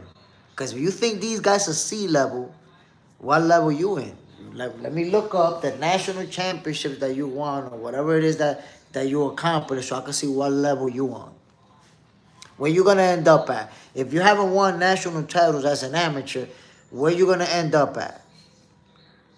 X level? R level? How far down you going to be at? David Balogun, Barrios is a C level. Like I told you, if you never box a day in your life, you just hand out C levels to world champions. Because you never box a day in your life. If you box and you realize that you would never have the skill to climb up the rankings and you realize that you're actually C level, that's when you will value what they actually are. That's when you see Pitbull, Barrios, those are world caliber fighters. Literally world caliber fighters. It takes top-notch guys to beat them. Barrios went, what was it, 10, 11 rounds? What round he got stopped versus Tank Davis? To think that a C-level fighter goes 10, 11 rounds with Tank Davis is just hilarious. A C-level guy gets knocked out by Tank Davis in the second or third round. Quick, easy, brutally. But when you don't know boxing, you start handing out C's to everybody who isn't a superstar. You guys think that only the superstars are A-level guys. That's it. Everybody else is C. Everybody else is a bum. Kawhi Elliott. I'm going to put it to you guys like this. David Balogun, your assessment, I guarantee you that you would have said Bakra Mortasaliev is a C-level fighter because you don't know him. He didn't beat no stars. So according to you, he would have been a bum. Oh, he a bum. Bakra Mortasaliev is a bum. And look what he did. Put the Swiss, the Dre, and the Apple Beats on Tim Tszyu. Brutally. GXTV, Greg Hackett will be considered a C-level fighter. 4-24-1 record. Damn, why you, out of all the people, why you got to come at my brother Greg Hackett for, man? Come on now. Kawhi Elliott. Watch how Roach make Pitbull look. It's levels to boxing. That Tank fight was no surprise. Styles make fights. Because look at how Rayo made Pitbull Cruz.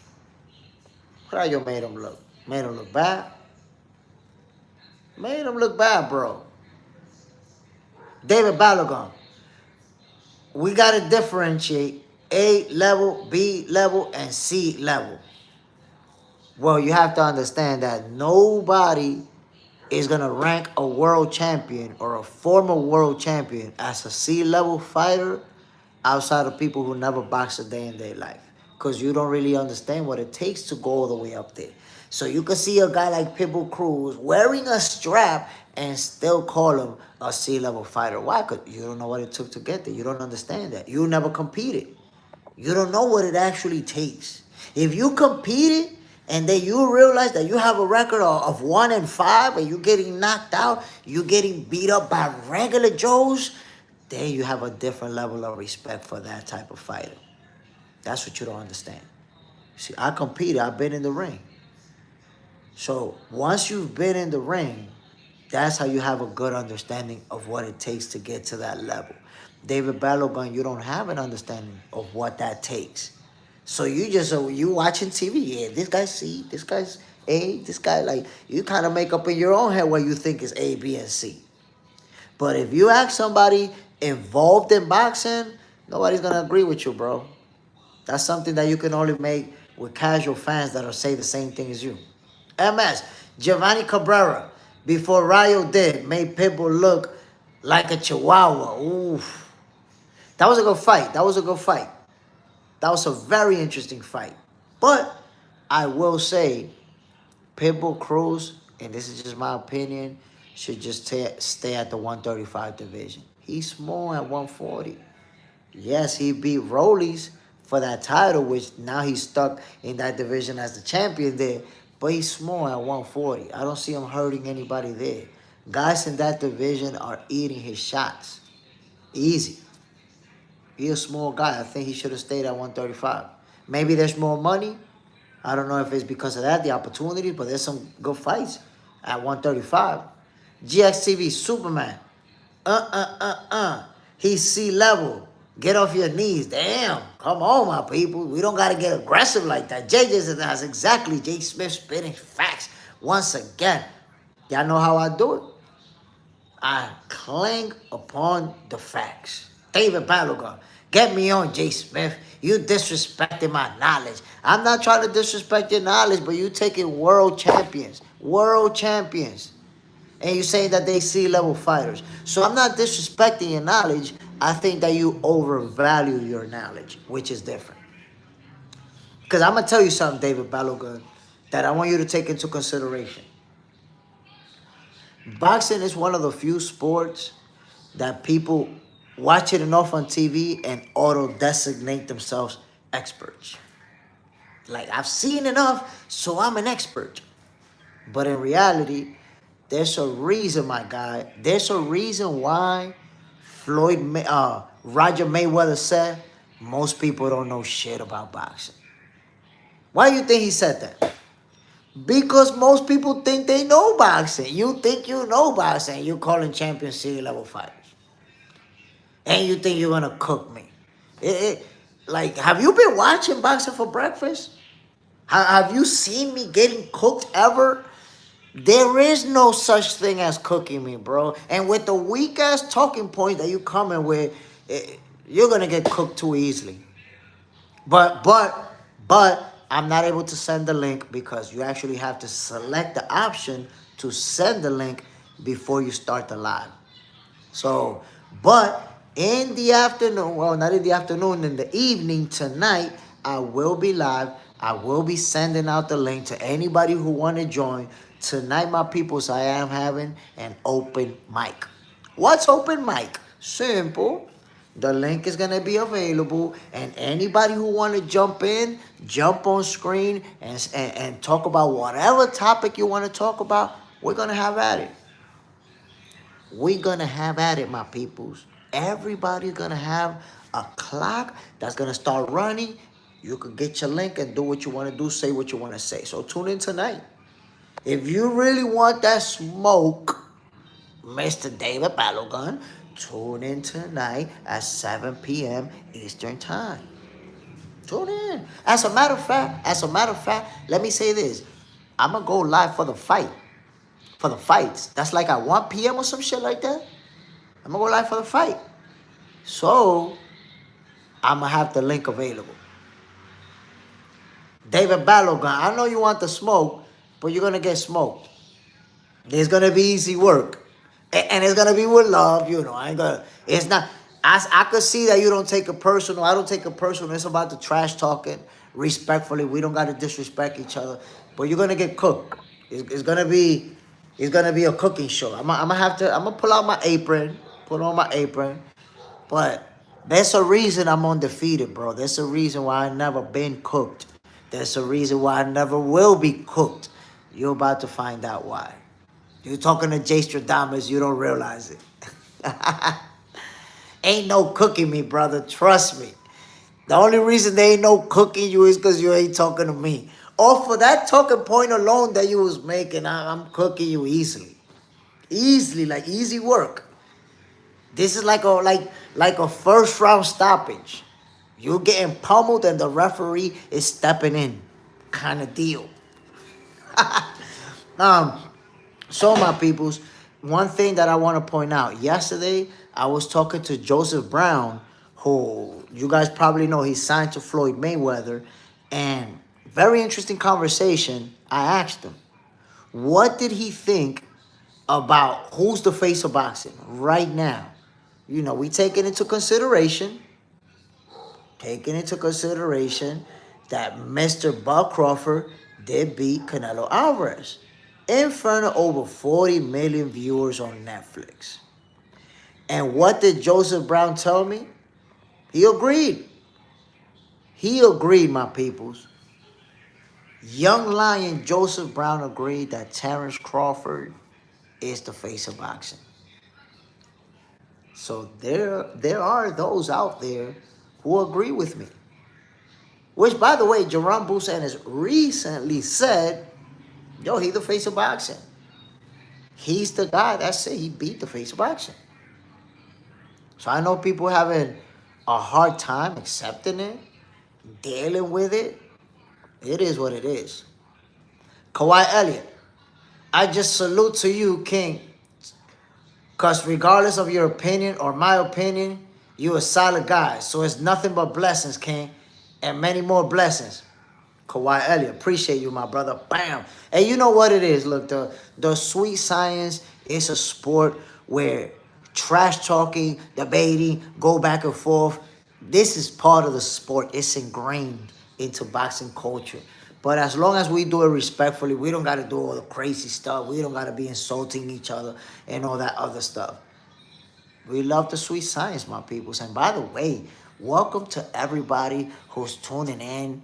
Salute to, I'm talking about welcome to everybody. Salute to everybody who's tuning in to a Friday morning episode of Boxing for Breakfast, where you get your healthy dosage of sweet science early in the morning. My people, hit that like button, man. I'm giving you this original bamba over here. Come on now. JJ's in the house. Joseph had 3 good fighters on his list. My brother, listen, Parker is the favorite for a reason. He is supposed to win this fight. I'm with it. All I'm saying is that Wardley has what it takes to pull off the upset. He has the power to shift the tide in his favor. I feel like, yes, Parker is the better boxer and should be able to outbox him. But, bro, when you get hurt, if you get hit with the right shot, you get hurt. Outboxing somebody, it's not even an option no more. Eye for eye, word for word. Yo, Jay Smith, 2 things. Crawford is the face of boxing. Tell the rest to eat dust. Second, Pitbull Cruz is a beast. High-level B-plus fighter. That's what I'm talking about. You see, Pitbull Cruz is one of those fighters who's right below A. Right below A status. You see, there's fighters that are right there. You know how you can tell what are the fighters who are right below A status? Those guys who only lose to world champions, who only lose. Look who Pitbull lost to. He lost to Tank Davis. He lost to Rayo. Rayo became a champion as well. When you look at fighters that they not losing to the average Joes, they losing to the ones at the top. Those are the B-plus fighters. Look at Frank Martin. You think the average Joe is just going to beat Frank Martin? Of course not. They're going to get beat up and even made to look bad. Mikey Malcriado, the human algorithm in the build. Bam! They don't know. David Balogun doesn't know why I'm the human algorithm. When he gets cooked later tonight, he's gonna find out. Eye for eye. I'll call him the Mexican Durant. Whoa. Whoa, the Mexican Durant. Look, man, I'm gonna put it to you guys like this. We just need to, let me put that image back up, man. We just need to get Virgil versus Boats. We need that fight. We need it, my people. Because there's so many people predicting that Virgil's going to knock Boots out. But there's a lot of people predicting, no, it's Boots that's going to knock him out. How do you guys, my people, how do you guys have this fight? Let's make it a hypothetical. Let's say Virgil Ortiz beats Erickson Lubin, devastating fashion, knocks him out second or third round. So now that hypes it up even more because people are going to start saying, oh my God, he's going to do that to Boots. Who do you have winning the fight if Jaron, Boots, Ennis, and Virgil Ortiz face off in early 2026? JJ's in the house. 50-50 fight. David Battlegun. It's dope. Who do you guys got winning that fight? David Battlegun. It doesn't change anything. Mikey Malcriado. I think Boots. David Battlegun. Boots is the better fighter. Hey, JJ's in their house. And I like Virgil. Mikey Malcriado. Boots by split. I'm going to tell you guys like this, man. This fight is so competitive that me myself, I haven't even been able to make that prediction. Boots by split sounds like a reasonable outcome to me. Either way by split could be a reasonable outcome. Superman. It'll be a good one. Eye for eye. Boots is going into the Matrix mode. Boots is going to look like he's putting a show. Virgil is in trouble. So that's the one thing about Boots.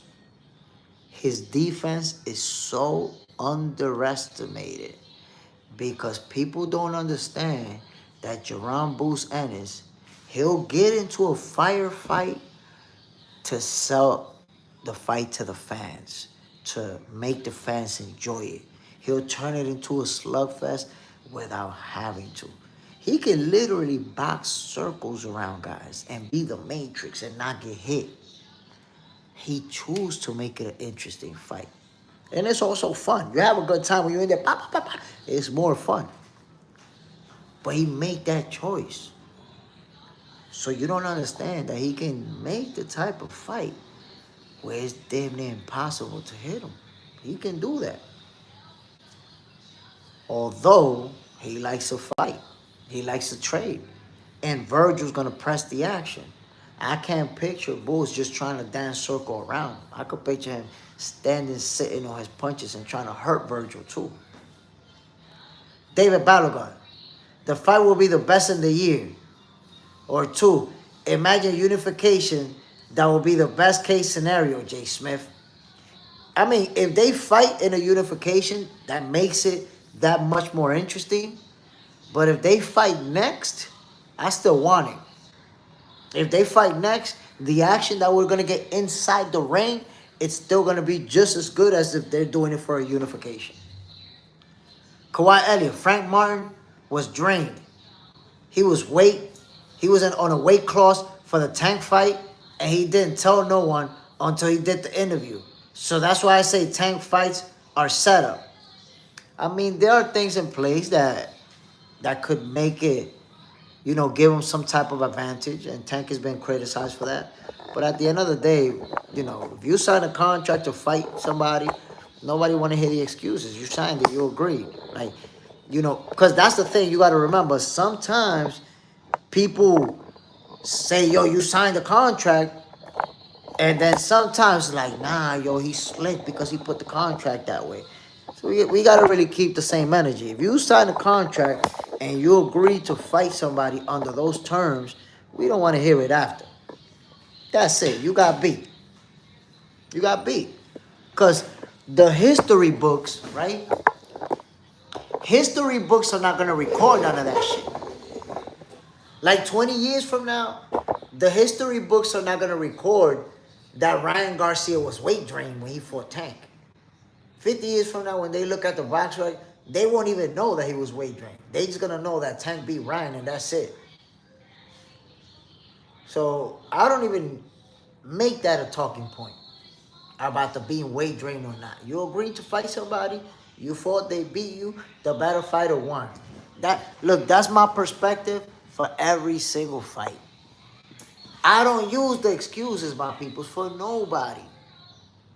The better fighter wins the fight.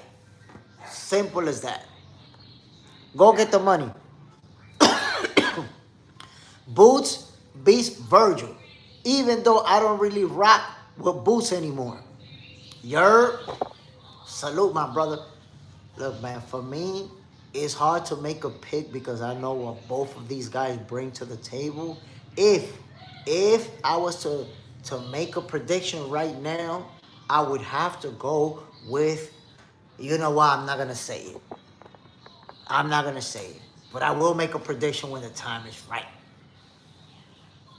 And I tell you, I feel like this fight can happen next. Ryan Frazier, boxing talk up north in the building. Salute, my brother. Appreciate you dropping in. I will say, my peoples, when it comes to Jaron Boots Ennis and Virgil Ortiz, I feel like the fight can happen next based off of what Bozy Ennis himself told me. That's it. If Bozy's telling me, yo, we signed a contract to fight Virgil next, then my perception is that all Virgil has to do is, number one, win his next fight, and number two, agree to fight Boots. That's all that has to happen. And we got that fight in early 2026. So I get the, and I made that talking point myself. That, we want to see one of them be a world champion, or even both of them, so it could be a unification. But I still want the fight next. If they want to do it next and they can do it next, I want it next. I don't need to wait anymore. Remember, we've been asking for this fight since they was at 147. We've been asking for this fight for a few years. I don't need no more marination. Ryan Frazier, Boots and Ortiz will not fight next. And I blame the promoters, not the fighters. If it doesn't happen next, I'm going to be honest, at this point, I will be disappointed. Simply because, like I said, if Bozy's telling me that he signed a contract, my expectations are that Virgil wants that fight too. Oscar De La Hoya expressed interest in that fight. So far, think about this. And this is the reason why I'll be, and a lot of you will probably be disappointed too. As of right now, Oscar De La Hoya is on record expressing interest in Virgil versus Boots. Eddie Hearns is on record expressing interest in making that fight. Boots and Virgil have both said that they want to fight each other. And Bozy himself told me that they signed a contract to make that fight next. And even after Boots won, Virgil's the first name that he brought up. So to me, it makes perfect sense. All the stars seem to be aligned. Now, if someone backs away from what they said, that's different. If one of the people who has been saying, I want this fight, we want this fight, changes their mind, then that's different. But as of right now, based on what they're all saying, it looks like all stars are in line for the fight to happen next. If we believe what they're saying. The two fighters are saying we want to fight each other. The two promoters are saying we want them to fight each other. Both promoters feel confident in their guy. Eddie Hearn is like, Boots is going to handle business. Oscar's like, Virgil's going to knock him out. So it looks like the perfect storm for the fight to happen. If somebody backs away from it, we're going to find out. Let's see. Let's see how it plays out. Eye for eye. Jay Smith. Remember I said that Virgil got round 7 or 8. He's not going to be able to keep up with Boots' speed. And let me tell you something. That's one thing that could be a factor in this fight, speed. But I want you to take something into consideration. Boots is going to be the faster guy in the ring, but Virgil Ortiz is very good when it comes to the timing.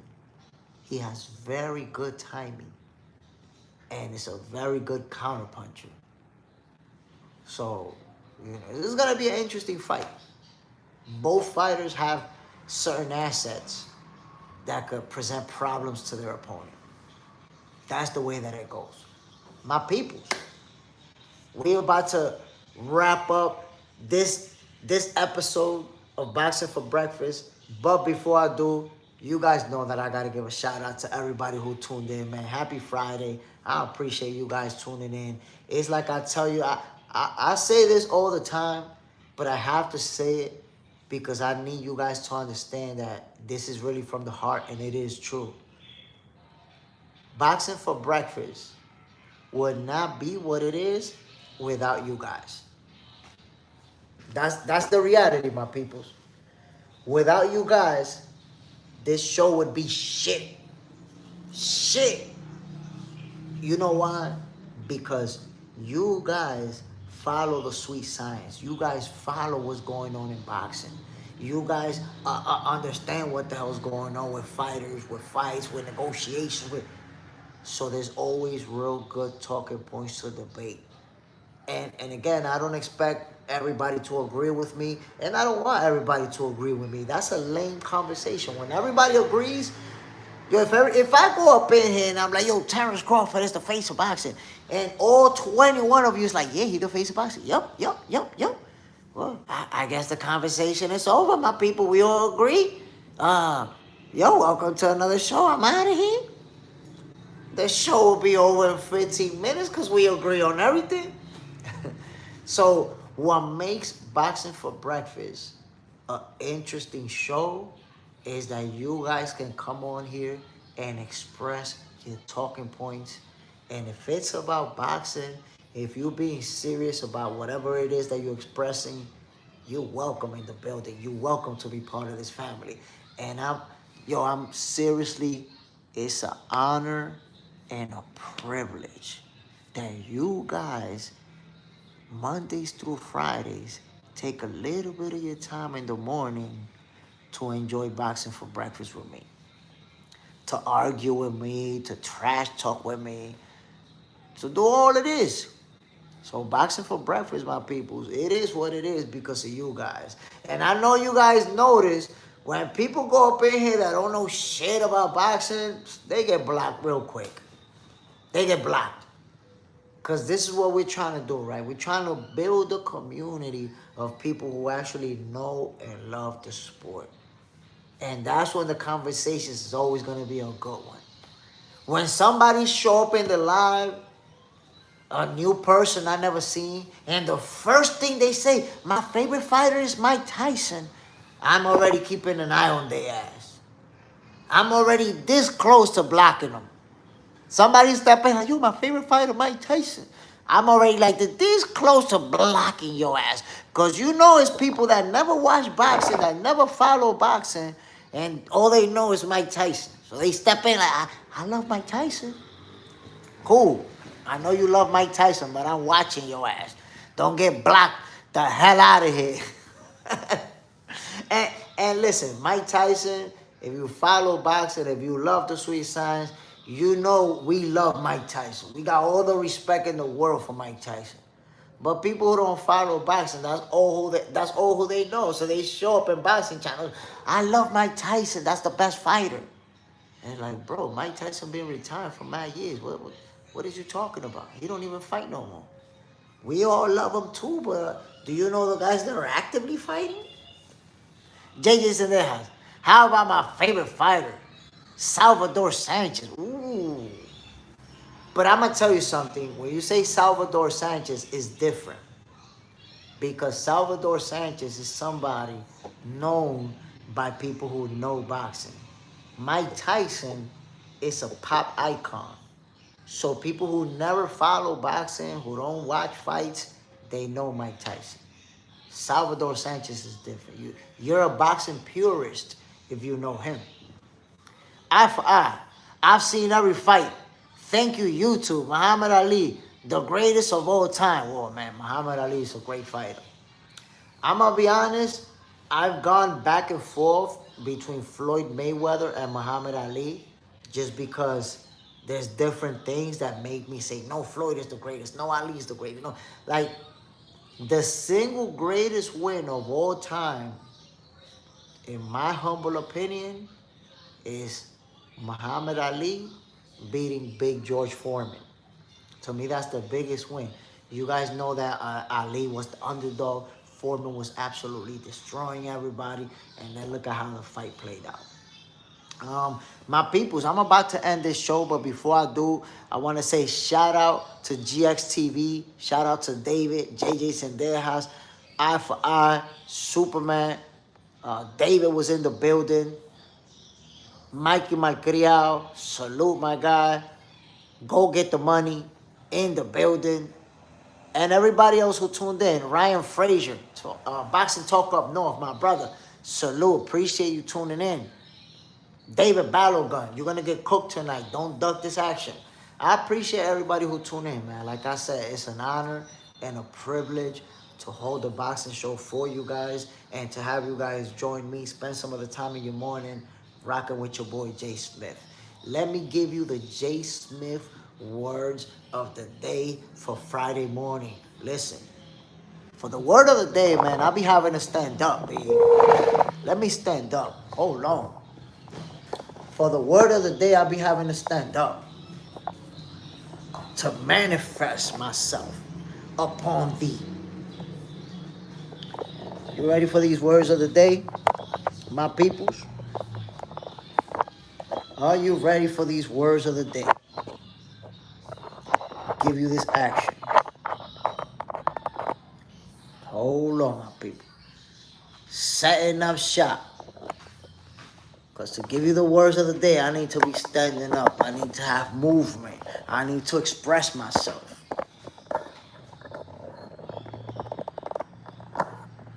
Hold on, man. Let me check. For me to give you the words of the day, man, I got to change that background.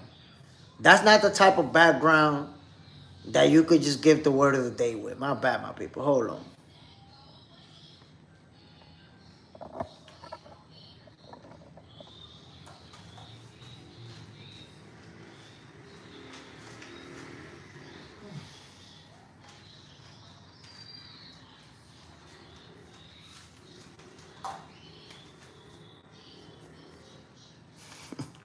Superman, manifest myself upon thee.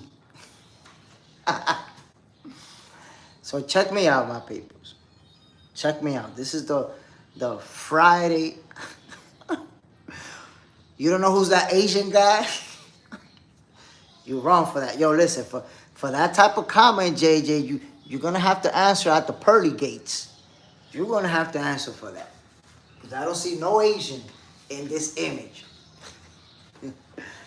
My people, let me give you the word of the day right quick, man. And this is real talk. I'm giving you the realest of the realest.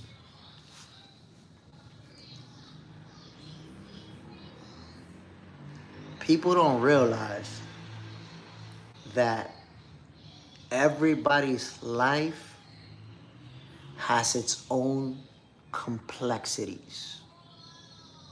Everybody's life is super complex. But we're only living our own. You're only living your own life. You're not living mine. You're not living JJ's. You're not living MS's life. You're living your life, right? So most of the complexities that we experience in life, we only experience it with us or with the people close around us.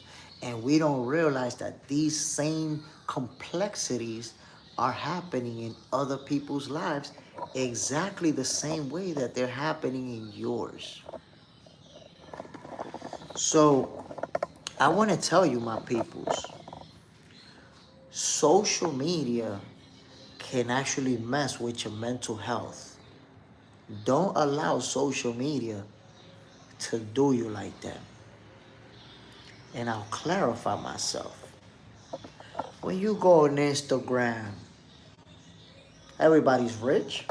Everybody's a millionaire. Everybody's in vacations. Everybody is driving supercars. Everybody is traveling to France and traveling to all the... Seems like when you go on Instagram and you go on the search, everybody's rich. But then, if you actually understand what's going on, there's an algorithm that's pushing that upon you. There's an algorithm fooling you to believe that everybody motherfucking rich and you broke. There's an algorithm for that. So you gotta understand that a lot of the people who you see that appear to be rich, that appear to be doing all this and all that so I'm talking about social media. A lot of those people are going to somebody else's house to take a picture, are renting a car for the weekend to do a quick video, are going literally to a house that they don't even live in to take a picture in front of it, are doing all the photo shopping places that they never been to, all these things to portray an image of a life that they not actually living. That's what social media has done. Social media will have you thinking that you losing in life, bro. You don't understand that social media, like, if you have a decent job and you have a decent car, social media will have you thinking that you losing in life. Because you ain't got a mansion like that. You cannot go by what social media and the algorithm does. Because if you do that, you're never actually gonna focus on making yourself better. You're just gonna be like, God damn. If you think about it, yo, Instagram, like imagine Instagram was a street that you walking through like a mall. Instagram will have you like, oh wow, that's a millionaire over there. Ooh, that's another millionaire. Ooh, look at that millionaire in her pool. Ooh, look at this millionaire. Everybody's a millionaire in social media. That shit will have you feeling like you're a loser. Like you're losing in life because you're not doing any of these things. But it's not real life, my peoples. It's not what's really happening in those people's lives. That's just the image that they're selling you. So you have to understand that real life and social media is oftentimes not the same. Oftentimes it's very different because you only see when that camera is rolling. You only see that picture that people share with you. Oh, look at this picture. Look at this image that I want to share with you. Which, by the way, I edited that too. Don't allow social media to dictate how you see yourself. Remember that. Don't allow it. Focus on bettering yourself and bettering those around you instead of allowing social media to tell you what's what and who's good and who's isn't. You don't see even in boxing, you have fans arguing about which fighter got more money than which fighter and which fighter makes more money. So my peoples, the word of the day, forget about what you see on social media, focus on you. What you see on social media, that's fake. 9 times out of 10, it's just put together to make you think that people are somewhere that they actually not. That's why you see all the time a lot of people going broke. That's why you see all the time a lot of people doing scams. You see how many celebrities? Think about this, my peoples. You see how many celebrities you see getting locked up because they was doing scams and because they was doing fraud? You know why? Because those celebrities, they just like me and you.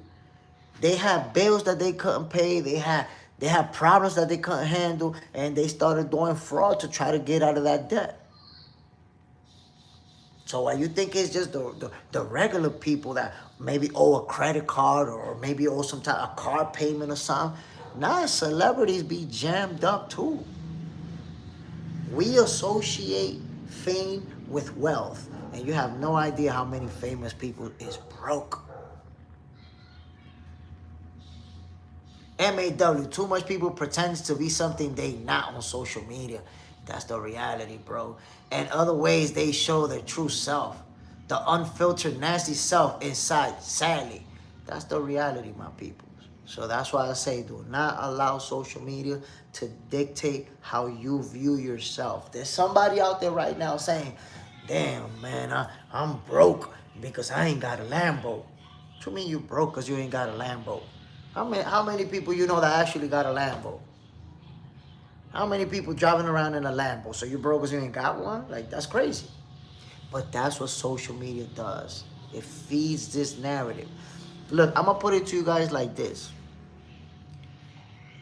They make applications to mess with your self-esteem and you don't even know it. What do you think about all these applications? These little filters to take away your wrinkles and to make your face like this and like that. What do you think? What do you think that does? What do you think happens to a woman who every picture she posts got a filter on her face? Her eyes look prettier, her face, everything.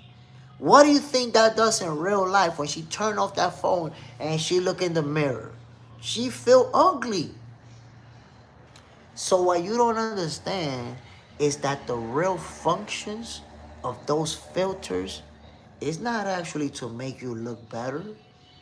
It's to let you know that you look worse and you could look better. Yo, listen, and I don't tell nobody, don't use a filter. Don't use a filter. My people, let me tell you. Let me tell you. One thing you're going to notice about me, I never use filter. You never see me using a filter.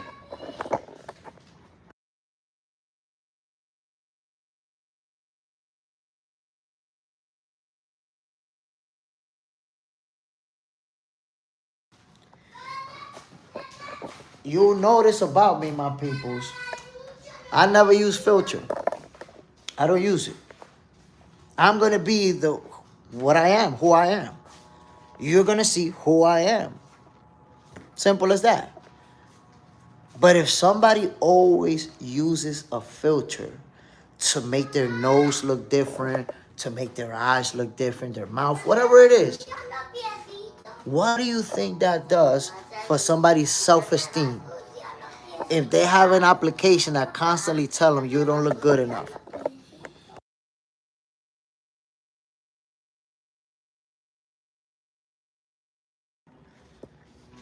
Jay Smith uses a filter. Don't believe him.